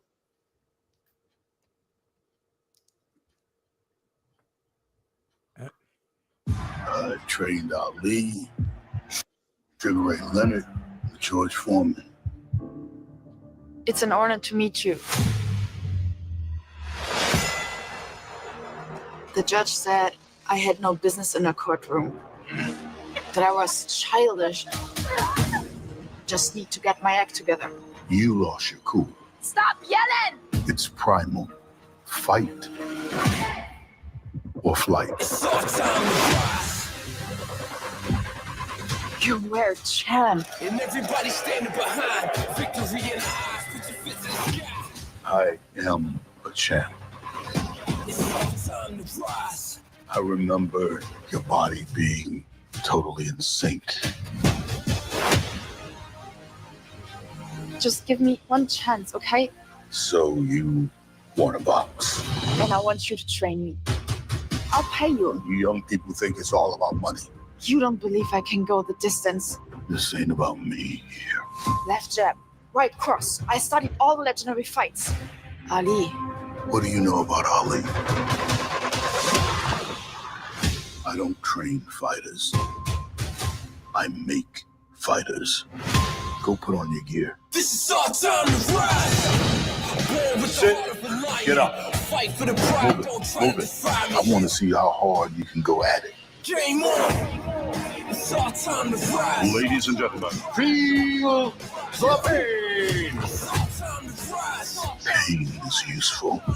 Pain is a power that will supercharge him. Make him feel that. Yes, sir. Hard nights, days long, no fear, no strength. Hard nights, days long, no fear, no strength. Attitude, habitude, gratitude. The next super middleweight champion of the world. This is our time to rise. It's going to be hell.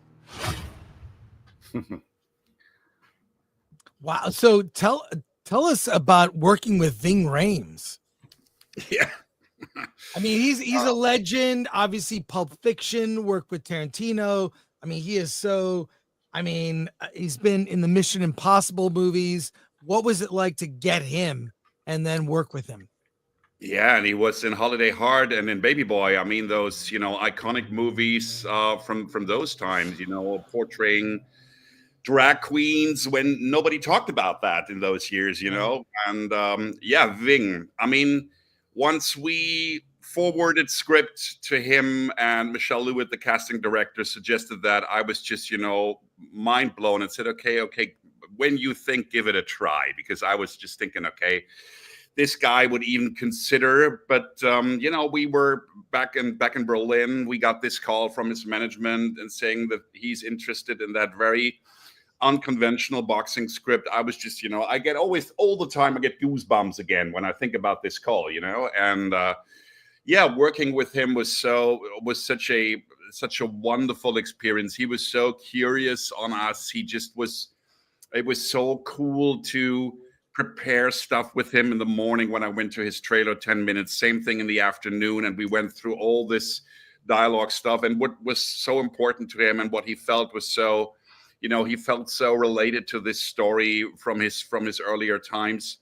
Yeah, I mean, you can't really describe what it means to work with such a giant for all of us. And when Jordan Cooper and Golden Globe winner Jana Cassidy joined the cast, I was so lucky about this combination, which settled up this story. So yeah, Ving, he is not only being considered being a legend, he really is. And what is so cool about him is such a warm-hearted gentleman. He's so open-minded, and especially his chemistry with Louis, these guys, working together, coming together. That was just a very thrilling atmosphere on set, and I really loved it, and will always remember it. We've got 1,600 people watching us live. We have a lot of questions from our chat. Let's go to our chat questions and comments here. We have, hey, it's me and HG. Digging the gritty feel. Will definitely check this out. Solomon Thornton says, greetings, Sir Torsten. What is your approach to writing? It's always Solomon, hi. Great question. It's always personal related. So I always begin with one scene, and it can be a scene in the middle of a story. That was Uppercut. The scene was the first scene was, I guess, I don't know which it was, but it was in the middle of the story, and then you go left and right. And when you feel that the emotions, that they develop on the beginning of the story and in the end of the story, then you are right on track, and you can combine a lot of things, within it. And the idea with the second time layer came very much later, when the first time layer, the story in the gym was some kind of ready. So yeah, I love to combine things like a matrix and come up from different scene. And yeah, it has always to be something which is personal. That can be a moment which you experience in one day in your life, and it can be something like a boxing scene. There was this, for example, Ali stuff, the eulogy of Billy Crystal that he delivered for Ali, which I have seen a lot of times, which is still so mind-blowing to me to see this guy portraying Ali at his funeral for 12 to 15 minutes and experiencing that friendship. So there's a lot of things which can be the point of inspiration for writing a story. Was boxing there from the start, or did it come in once you got the crux of the story in place? Yeah, this time it was because I thought it was only two possibilities to write about such a character clash. One possibility would be boxing, and the other possibility would be ballet. But I did not know enough about ballet, and I think that Black Swan could never be. There's always this ballet film which is 13 out of 10, and so it was something like boxing, and I felt that this was a good possibility to write about this character clash. Aid Ellis 24, having no listed credits prior to 2021, where did you get your foot in the door, and how is it that you found yourself writing, directing, and producing this project? Yeah. Is correct. We opened a very well-known independent film festival back in 2028 overseas, which is the International Film Festival in Oldenburg. And a lot of US guys coming over there because they have a 20-year-old collaboration with the Hollywood Reporter. So we had a lot of people there. And the original movie of Uppercut, which is called Leberhaken, it's a German word for liver punch, that punch to the liver in boxing, was the opening movie with 600 or 700 people attending there. And a lot of American producers come to me with the after-show party of that opening night and saying, we have to do this again in America. This is a story which the American people would appreciate. So, and I said, okay, this might be something like a joke, or, you can, yeah. Well, Aid Ellis 24 even asked, what's it like remaking your own project for an American audience? That's crazy. Yeah, it's some kind of very interesting. I had a lot of cool help with a lot of cool script consultants. I had something like 4 people around me from all, let me say, from all parts of analyzing and considering this story. There was people of color guys. There was of course women, because it's a very, very interesting, very also polarizing young woman character. We had people from New York because I wanted to have this very special atmosphere from New York City, from Bushwick into it. So yeah, it was a development, but I really cherished it. I loved it so much to, have this conversation with my American friends. I felt so welcomed here in New York City and also here in Los Angeles, where we are right now, to promote the movie. And so it really developed organically. We produced that with my friend Matthew Berkowitz in New York City, who was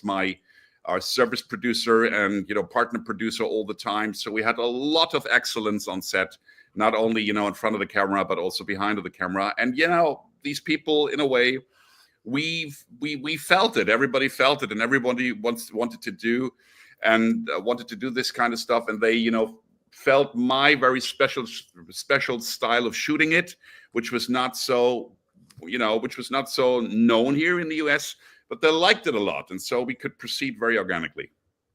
Razorburn says, Torsten, I assume you were inspired by films like Rocky and Raging Bull. Yeah, Raging Bull even more, because we wanted to find something which is so intense and intimate. Rocky, I mean, everything, especially the early Rockies, iconic, seen it a lot of times. Of course, seen $1 Million Baby, the Clint Eastwood masterpiece. Of course, seen the Creed stuff. But we, of course, in terms of being an indie movie, we couldn't handle so much money. So we had to handle the choreography of boxing in another direction. So Raging Bull actually was a really, really big inspiration to us, and see how we can transfer that to a 24, 25 era. Can you talk a little bit about shooting a boxing scene on an indie level?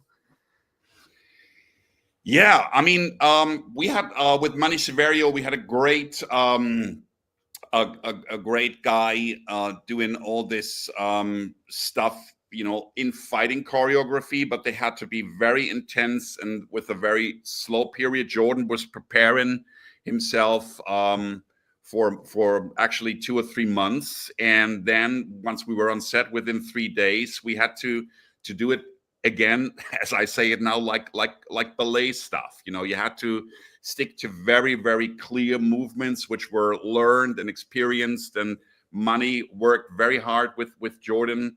So of course we had to take care of that nobody gets injured, because these guys are not those experienced fighters, as you know, and you have to be very close with those movements.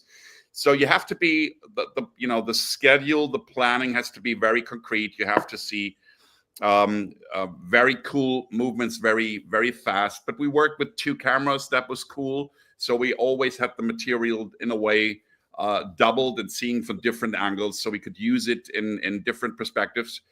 And Manny was, with his experience in all this kind of stuff, he was great. And Aid Ellis asks, one of your cast members is the wonderful actress Joanna Cassidy. How did you come to casting her in the film, and how many Blade Runner and Roger Rabbit questions did you annoy her with? Second part of the question, none. I knew everything about it, of course, but I always think, okay, these guys love to be answered alternative questions, especially when you get to know these guys. Yeah. I had dinner with her. Actually, we came to Los Angeles and had some friends who knew her very well. And so she was with us at a 18 to 20 person table. And I was very, a lot of respect, and ma'am and Mrs. Cassidy. And she was right from the beginning. She was so close to us. And, in the beginning, I wrote this scene, this pep talk scene of the physiotherapist for a guy.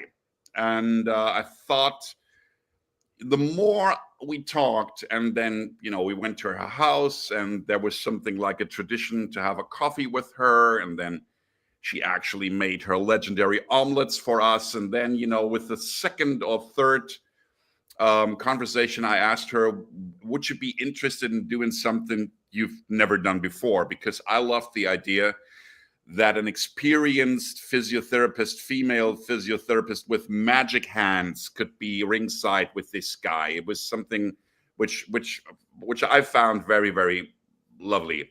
And then, as I said, writing script, when she said yes, I rewrote this scene from a female perspective, and just, again, script consultancy, got over that and read it. And when we were with something like 95%, we presented that monologue to her, and she goes, I absolutely, definitely want to do that. And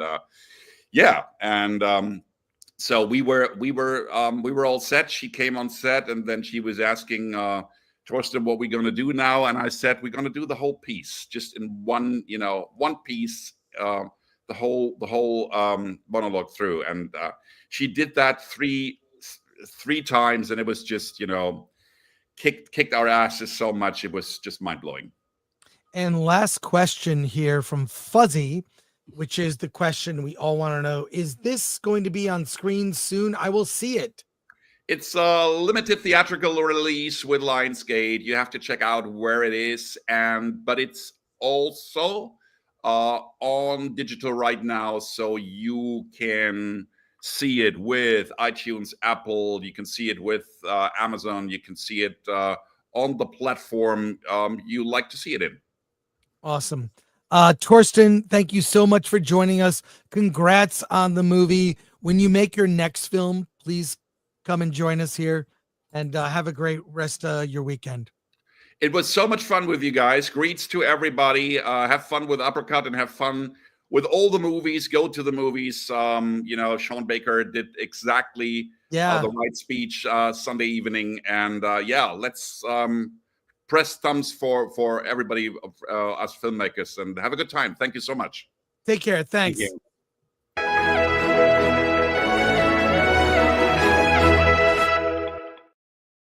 We have such a packed show today. Yeah, we do. What are we doing? All right, let's get let me talk about the rule of Jenny Penn. that's a film that The Rule of Jenny Penn is a horror film set in a home for invalid old people. Oh my God. Oh my God. A former judge played by Jeffrey Rush plays a judge named Stefan. He's on the bench and he has a stroke. And he goes to a home to be with a lot of older people who have health issues. And he is incensed to be there. He is going to get, so I relate to this. I had a stroke myself, as a lot of people know. Fortunately, the effects of it were not long lasting. And Jeffrey Rush is struggling in his recovery to get back the use of his hand, to get back to walking. And in this home, they do all sorts of activities that he thumbs his nose at, like singing and bingo and lame games to keep older people that are in the twilight of their years, keep them entertained. John Lithgow plays a guy named Dave Creeley, who has a little puppet, which is Jenny Penn. It's a little doll, and Jenny Penn is kind of his muse to annoy people. I mean, they think he's being entertaining, but he annoys people. And he's there to F with everyone. Dave is effing with Stefan. He throws urine on him. And so everyone thinks he pissed the bed. He did not. And unbeknownst to the people who run this home, he is torturing these older people in the home. And it becomes a showdown between John Lithgow's character, Dave, and Jeffrey Rush's character, Stefan. And the other characters in the home are terrorized by Dave and this little doll, Jenny Penn. It's partly a horror. I mean, it's a thriller / horror film. And my God, it reminded me of that old, just another movie set in a home we'll talk about later. But this movie I found really hard to watch, just because of just the concept of it. You've got two powerhouse actors, Jeffrey Rush, John Lithgow, now cast as Dumbledore, right? Yes. And set in this old folks home where they, part of the suspense is I can't move or walk. So he's being tortured by Dave and the doll. I found it so torturous. Not a fun movie, not exactly torture porn, but like a thriller about what if you're an older invalid and the people working the facility don't even believe you. In fact, the people that work the facility are delighted by Dave and little doll Jenny Penn. It's luckily it's a short horror film, an hour 40 minutes. I do give it a thin recommend, but with a warning.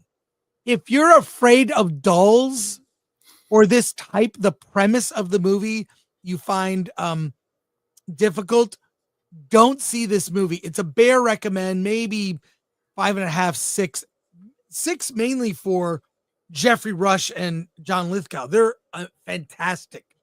But I found the movie really hard to watch because it's not like it's fake, right? Like in this sense, this could happen.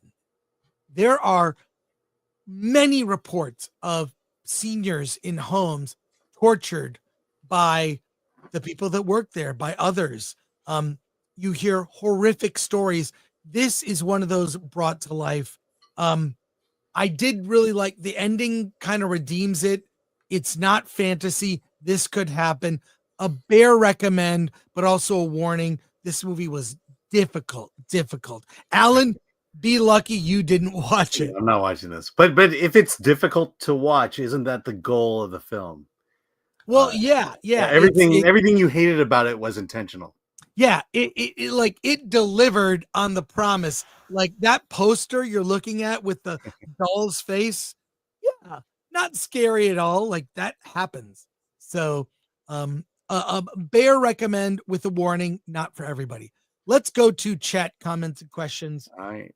Andrew Cram, what could go wrong? What could go wrong with dolls? I am become Deaf Destroyer of Words. You don't want to FAFO with John Lithgow. Nope. Andrew Cram, I hate this whole concept. Yeah, it's difficult. Yeah, Rebecca Seelinger, sounds really creepy. It is creepy. And then finally from I am become Deaf Destroyer of Words. I took over my older sister's room after she moved out, and she left her marionette dolls up in the closet. And those things stared at me for like 3 years. I couldn't bring myself to move them. Oh my God. Or they wouldn't let you. That's move torturous. One last film review and a treat. Purple Rain. Alan, you and I went to see Purple Rain in re-release. It played one night only and in Dolby Cinemas across theaters. What can you say about Purple Rain except that Prince definitively had the best Super Bowl halftime show? if you had to break it down, was Prince. He's such an entertainer. This movie kind of was at the height of the beginnings of his career in the 80s. I will say this, having seen it, the musical numbers. Oh, Alan, the music. Oh, I mean, this is why it won an Academy Award for the music. I mean, this was my high school soundtrack. I went to high school in the 80s, graduated then, and 1999, that was like our senior song. And the musical numbers are great. Apollonia's Bare Breasts. Oh my gosh. We forget. The one thing is Prince is like a short king. Isn't he like 5'5"? He does look short, and you don't really notice it. Like now that everyone knows he's kind of a short guy, like you notice it now. And I will say this, the movie does feel a little dated. Yeah. In some ways. If you could talk about that, Alan. When he fights his dad, I'm like, this can't really happen. Those scenes were kind of tragic and sad. They were.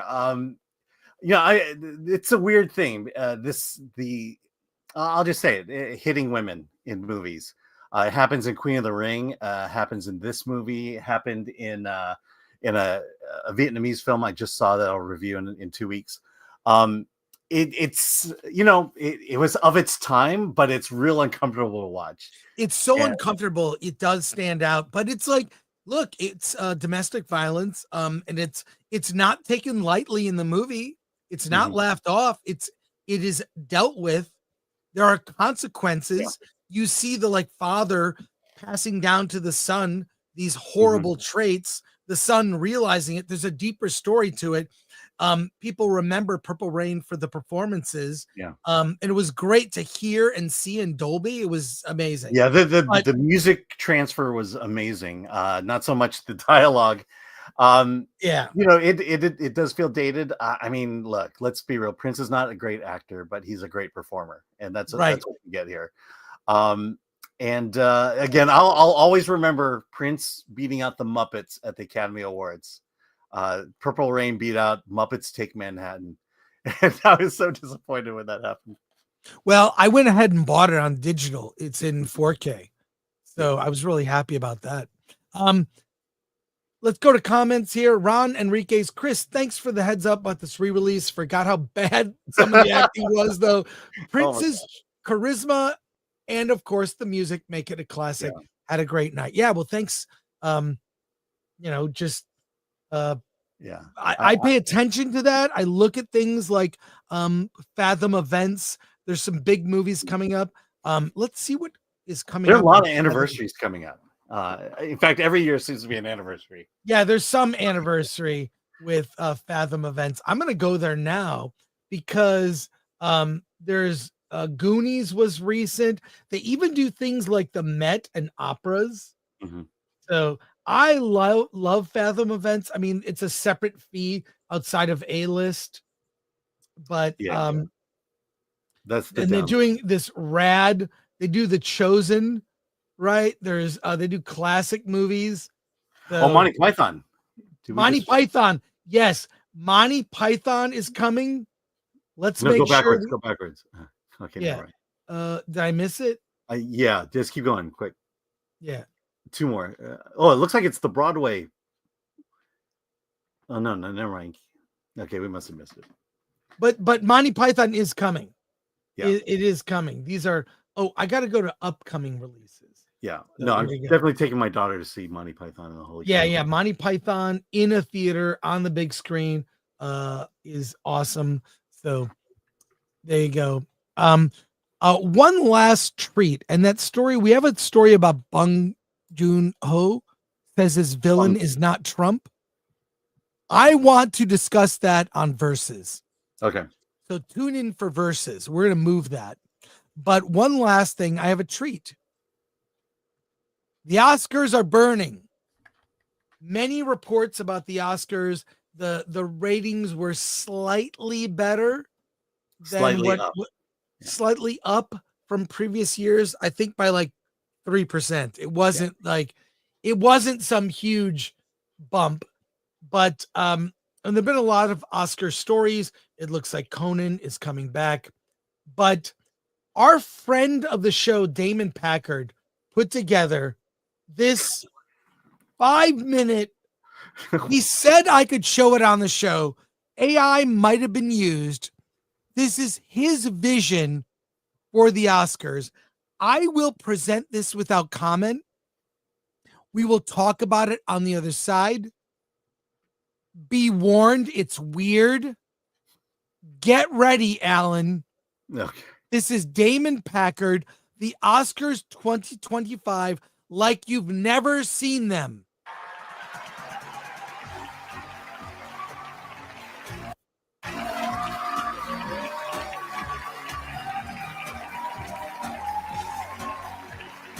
Sean Baker has 4 nominations this year for Anora, including original screenplay, film editing, and directing, and also Best Picture. This is his first Oscar win.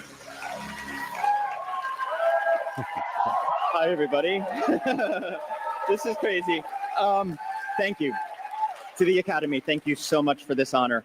I want to thank Neon and your incredible team, Film Nation, and Focus Universal, LePact, and my wonderful manager, Adam Kirsch, and of course, my incredible cast. Mikey, Yura, Mark, Vache, Karin, you elevated everything I wrote and made me look very good. Thank you. Of course, my wonderful producers, my fellow producers, Samantha Kwan and Alex Coco. I love you guys. I want to thank the sex worker community. They have shared their stories. They have shared their life experience with me over the years. My deep respect. Thank you. I share this with you. Okay.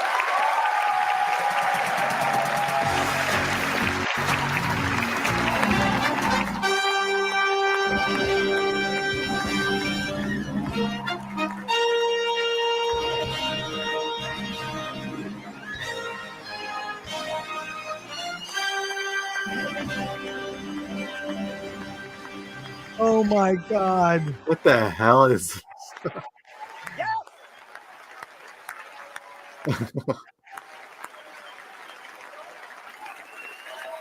This is just okay. Wait. If you're only listening to this, you're seeing the most bizarre images of Hollywood celebrities. This is nightmare fuel. It's almost over. 3 more minutes left. I won't play them. I won't play maybe a little more.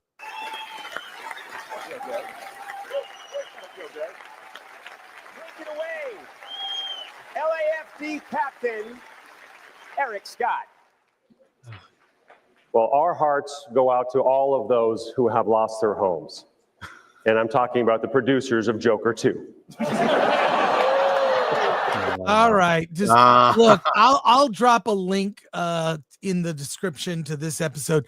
This is Damon Packard Nightmare Fuel. So subscribe to Damon Packard's channel.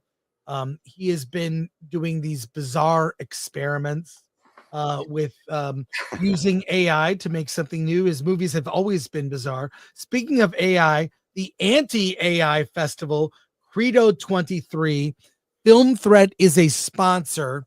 It's March 28th through 30th, the same weekend as WonderCon. I recently realized. Go to credo23filmfest.com for more info. We are back on Monday with Versus. We will talk about more about Mickey 17 and Bong Joon-ho. Lots to discuss there. Alan, what do you got coming up this weekend? Yeah, again, I'm at the National Comedy Theater tomorrow night at 7:30 for some family-friendly improv comedy. Well, I will not be there, Yeah. but I would like to be there. One day I'll go down, and I've seen your show. Yeah. You should do a show during San Diego Comic-Con. Potentially, yes. Yeah, the last time 2 weeks ago sold out, and there's nothing like performing in front of a sold out crowd, over 100 people in the audience. It was magical. So 1/17 of the audience watching the show as we speak. Well, you can only have so many people in the theater. And here we go. Here's a super chat. Yeah, Ryan Miles for 499 British pounds. What has happened to you both? Such a shame. UK fans for so long, but political. Support Trump and as he abandons the UK and the EU. I no longer recognize USA. Well, Ryan, thank you for the £5. That's proper money. Why do you assume that we support Trump? Here's what I don't support. I don't support people that attack my fellow Americans. I do have friends who are Trump supporters. You should not make assumptions about my politics or Alan. I never overtly say anything. I don't tell you what to think. I don't tell you what to do. Okay? And I've observed my country, my beloved United States, become further divided by a mainstream media who would vilify people who support Trump. And I think that is a bad pathway to vilify half the country, working people. And I'm sorry, I have no control over Trump, and he's not abandoning anything. He's asking, my belief is he's asking people to put in their fair share. I don't know. I don't really comment on politics, but when I see a science fiction movie by a director I really like who introduces politics into the mix, I'm gonna comment on it, and that is my right. I have always had Film Threat, you should know, is an apolitical media outlet. We cover everything from your drag queen documentary to your right-wing documentary and everything in between. Gay-themed films. It's a very diverse in ideas group of writers, and Alan can attest to that. Yes, Right, Alan? absolutely. And I may have my own beliefs, but I would never force you or say you are bad for having your beliefs. You are welcome here. And thank you for the £5. A freaking IKEA chair. But when you say such a shame, take a look at what we've had to deal with in this country. A highly propagandized populace with the mainstream media pitting Americans against each other. I will never support that. And no one should. And a lot of people need to wake up. So now I've always been awake. I wouldn't call it woke, but awake. Because I am of Gen X, and Gen X in the US, we question everything.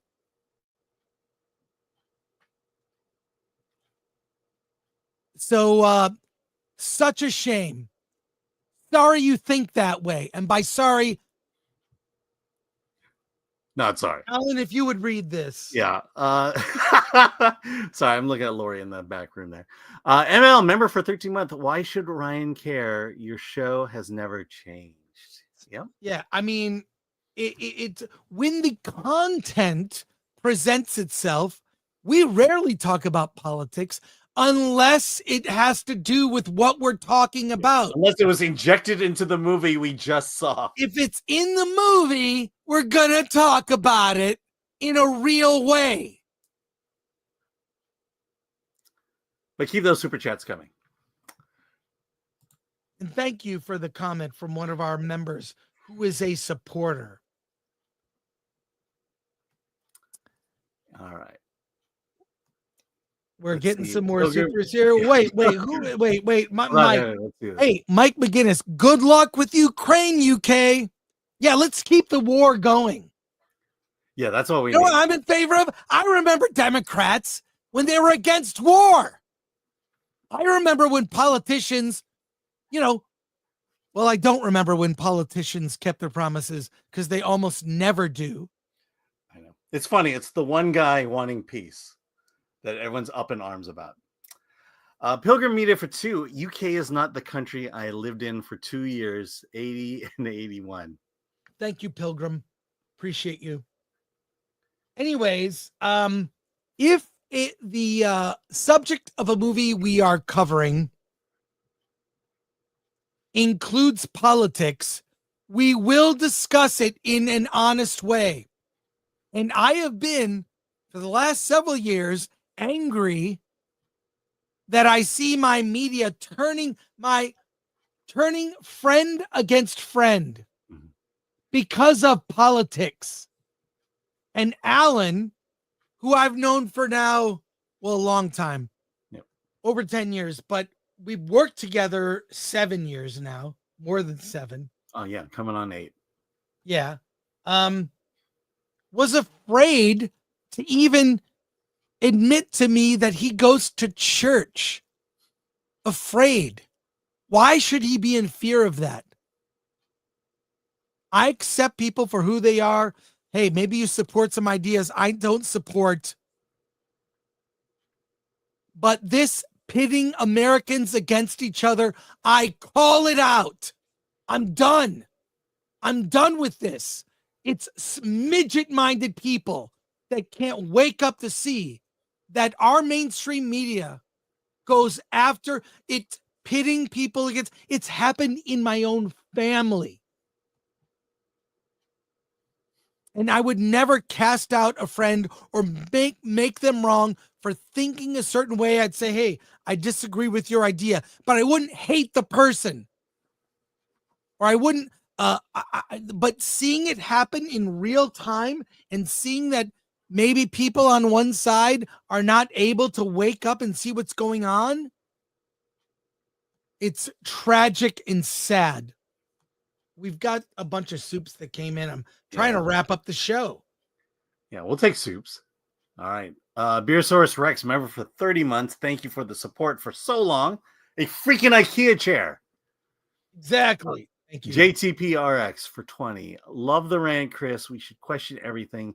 UK doesn't have free speech these days. Yeah, sorry, JTPRX. Thank you very much. Very generous. Yeah, sorry, UK. You can't post what you want on Facebook. You know what? I left Facebook. I'm not on there. It was because of a post about Captain Marvel. How dumb we've become. And thank you. I free speech is back. Comedy is back. Tolerance is back, or should come back. Rudy for 5. I always appreciated you guys. Don't shove politics down our throats and always give fair reviews regardless of the theme. Thank you, Rudy. Thank you for that. And thanks to our mod, Lord Thoth. Thank you to Atomic Lori, who she has opinions too. She has she can have her own opinions. She likes pink Wicked shirts. Or wicked pink shirts. Yeah. Thank you, Lord Thoth. And here we go. Andrew Cram. Yes, Andrew Cram for 20. Thank you for that. I support good faith, honesty, and transparency. I love you, Chris. Love you, Andrew Cram. Thank you for your support. Appreciate it. And thank you to our audience supporting us week after week. We will always be honest. And when the topic of a movie somehow has some politics in there, we will discuss it honestly. They put it in the movie, so we should talk about it. Yep. The Nerd Far Away. This is why I love Chris and everyone at Film Threat. Well, yeah, I can tell Alan, you 100% our writers do not agree with us politically. We cover the wide spectrum of political beliefs. It's all over the map. Yeah.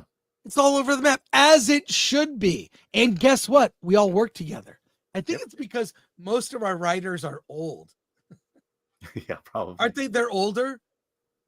Yeah, again. I mean, yeah, like I would say one of our writers who's definitely politically opposite from me, we're roughly the same age. But we work together. Yeah. Because we love movies. We love watching a movie. We love talking about movies. Bill W for 2. Great rant. Is it Chris. The Bill W of the Bill W, that everyone knows? Oh, that Bill W? I doubt it's that Bill W. Oliver Lavery Frog for 5. Well, I'm from the UK and I think you're awesome. Well, thank you. Thank you, Oliver. Appreciate it. And good luck. Good luck. Hope you can post on Facebook. But people need to stand up, express their views, and not be afraid, and not lose friends, and not lose family, and not have relationships broken. Stop listening to the mainstream media. Oh, believe me, their ratings are showing that no one is. No one is. Couple more came. Yeah, more. Yes, JPT RX for 5. Forgot to say love you, Chris and Alan. We need conversations, not people shutting it down. Yeah, let's speak honestly. Yes, Roan Charman for 5 British pounds. Thanks for all the work you do. I just realized I can't remember if I ever thanked you even once. So here it is. You're welcome. Thank you. I'm pretty sure you've thanked us in the past. Thank you, Aaron. Appreciate you and appreciate everyone in our chat. We are back Monday with Versus, and then Hollywood on the Rocks. And a week from today, our normal review show where we review all the shitty movies opening in theaters. Good Snow White bad. Is coming. Snow White is coming. Snow White is, please, Snow White, save us. Save us, Snow White. All right, that wraps it up for us. Thank you so much. Thank you to my friend Alan. Thank you, Chris. And what'd you say? Thank you. What? Thank you, Chris. He never says it. He never says it. But I don't mind. It's implied. All right. Take care, everyone. Take care, everyone. Alan. Let's get out of here.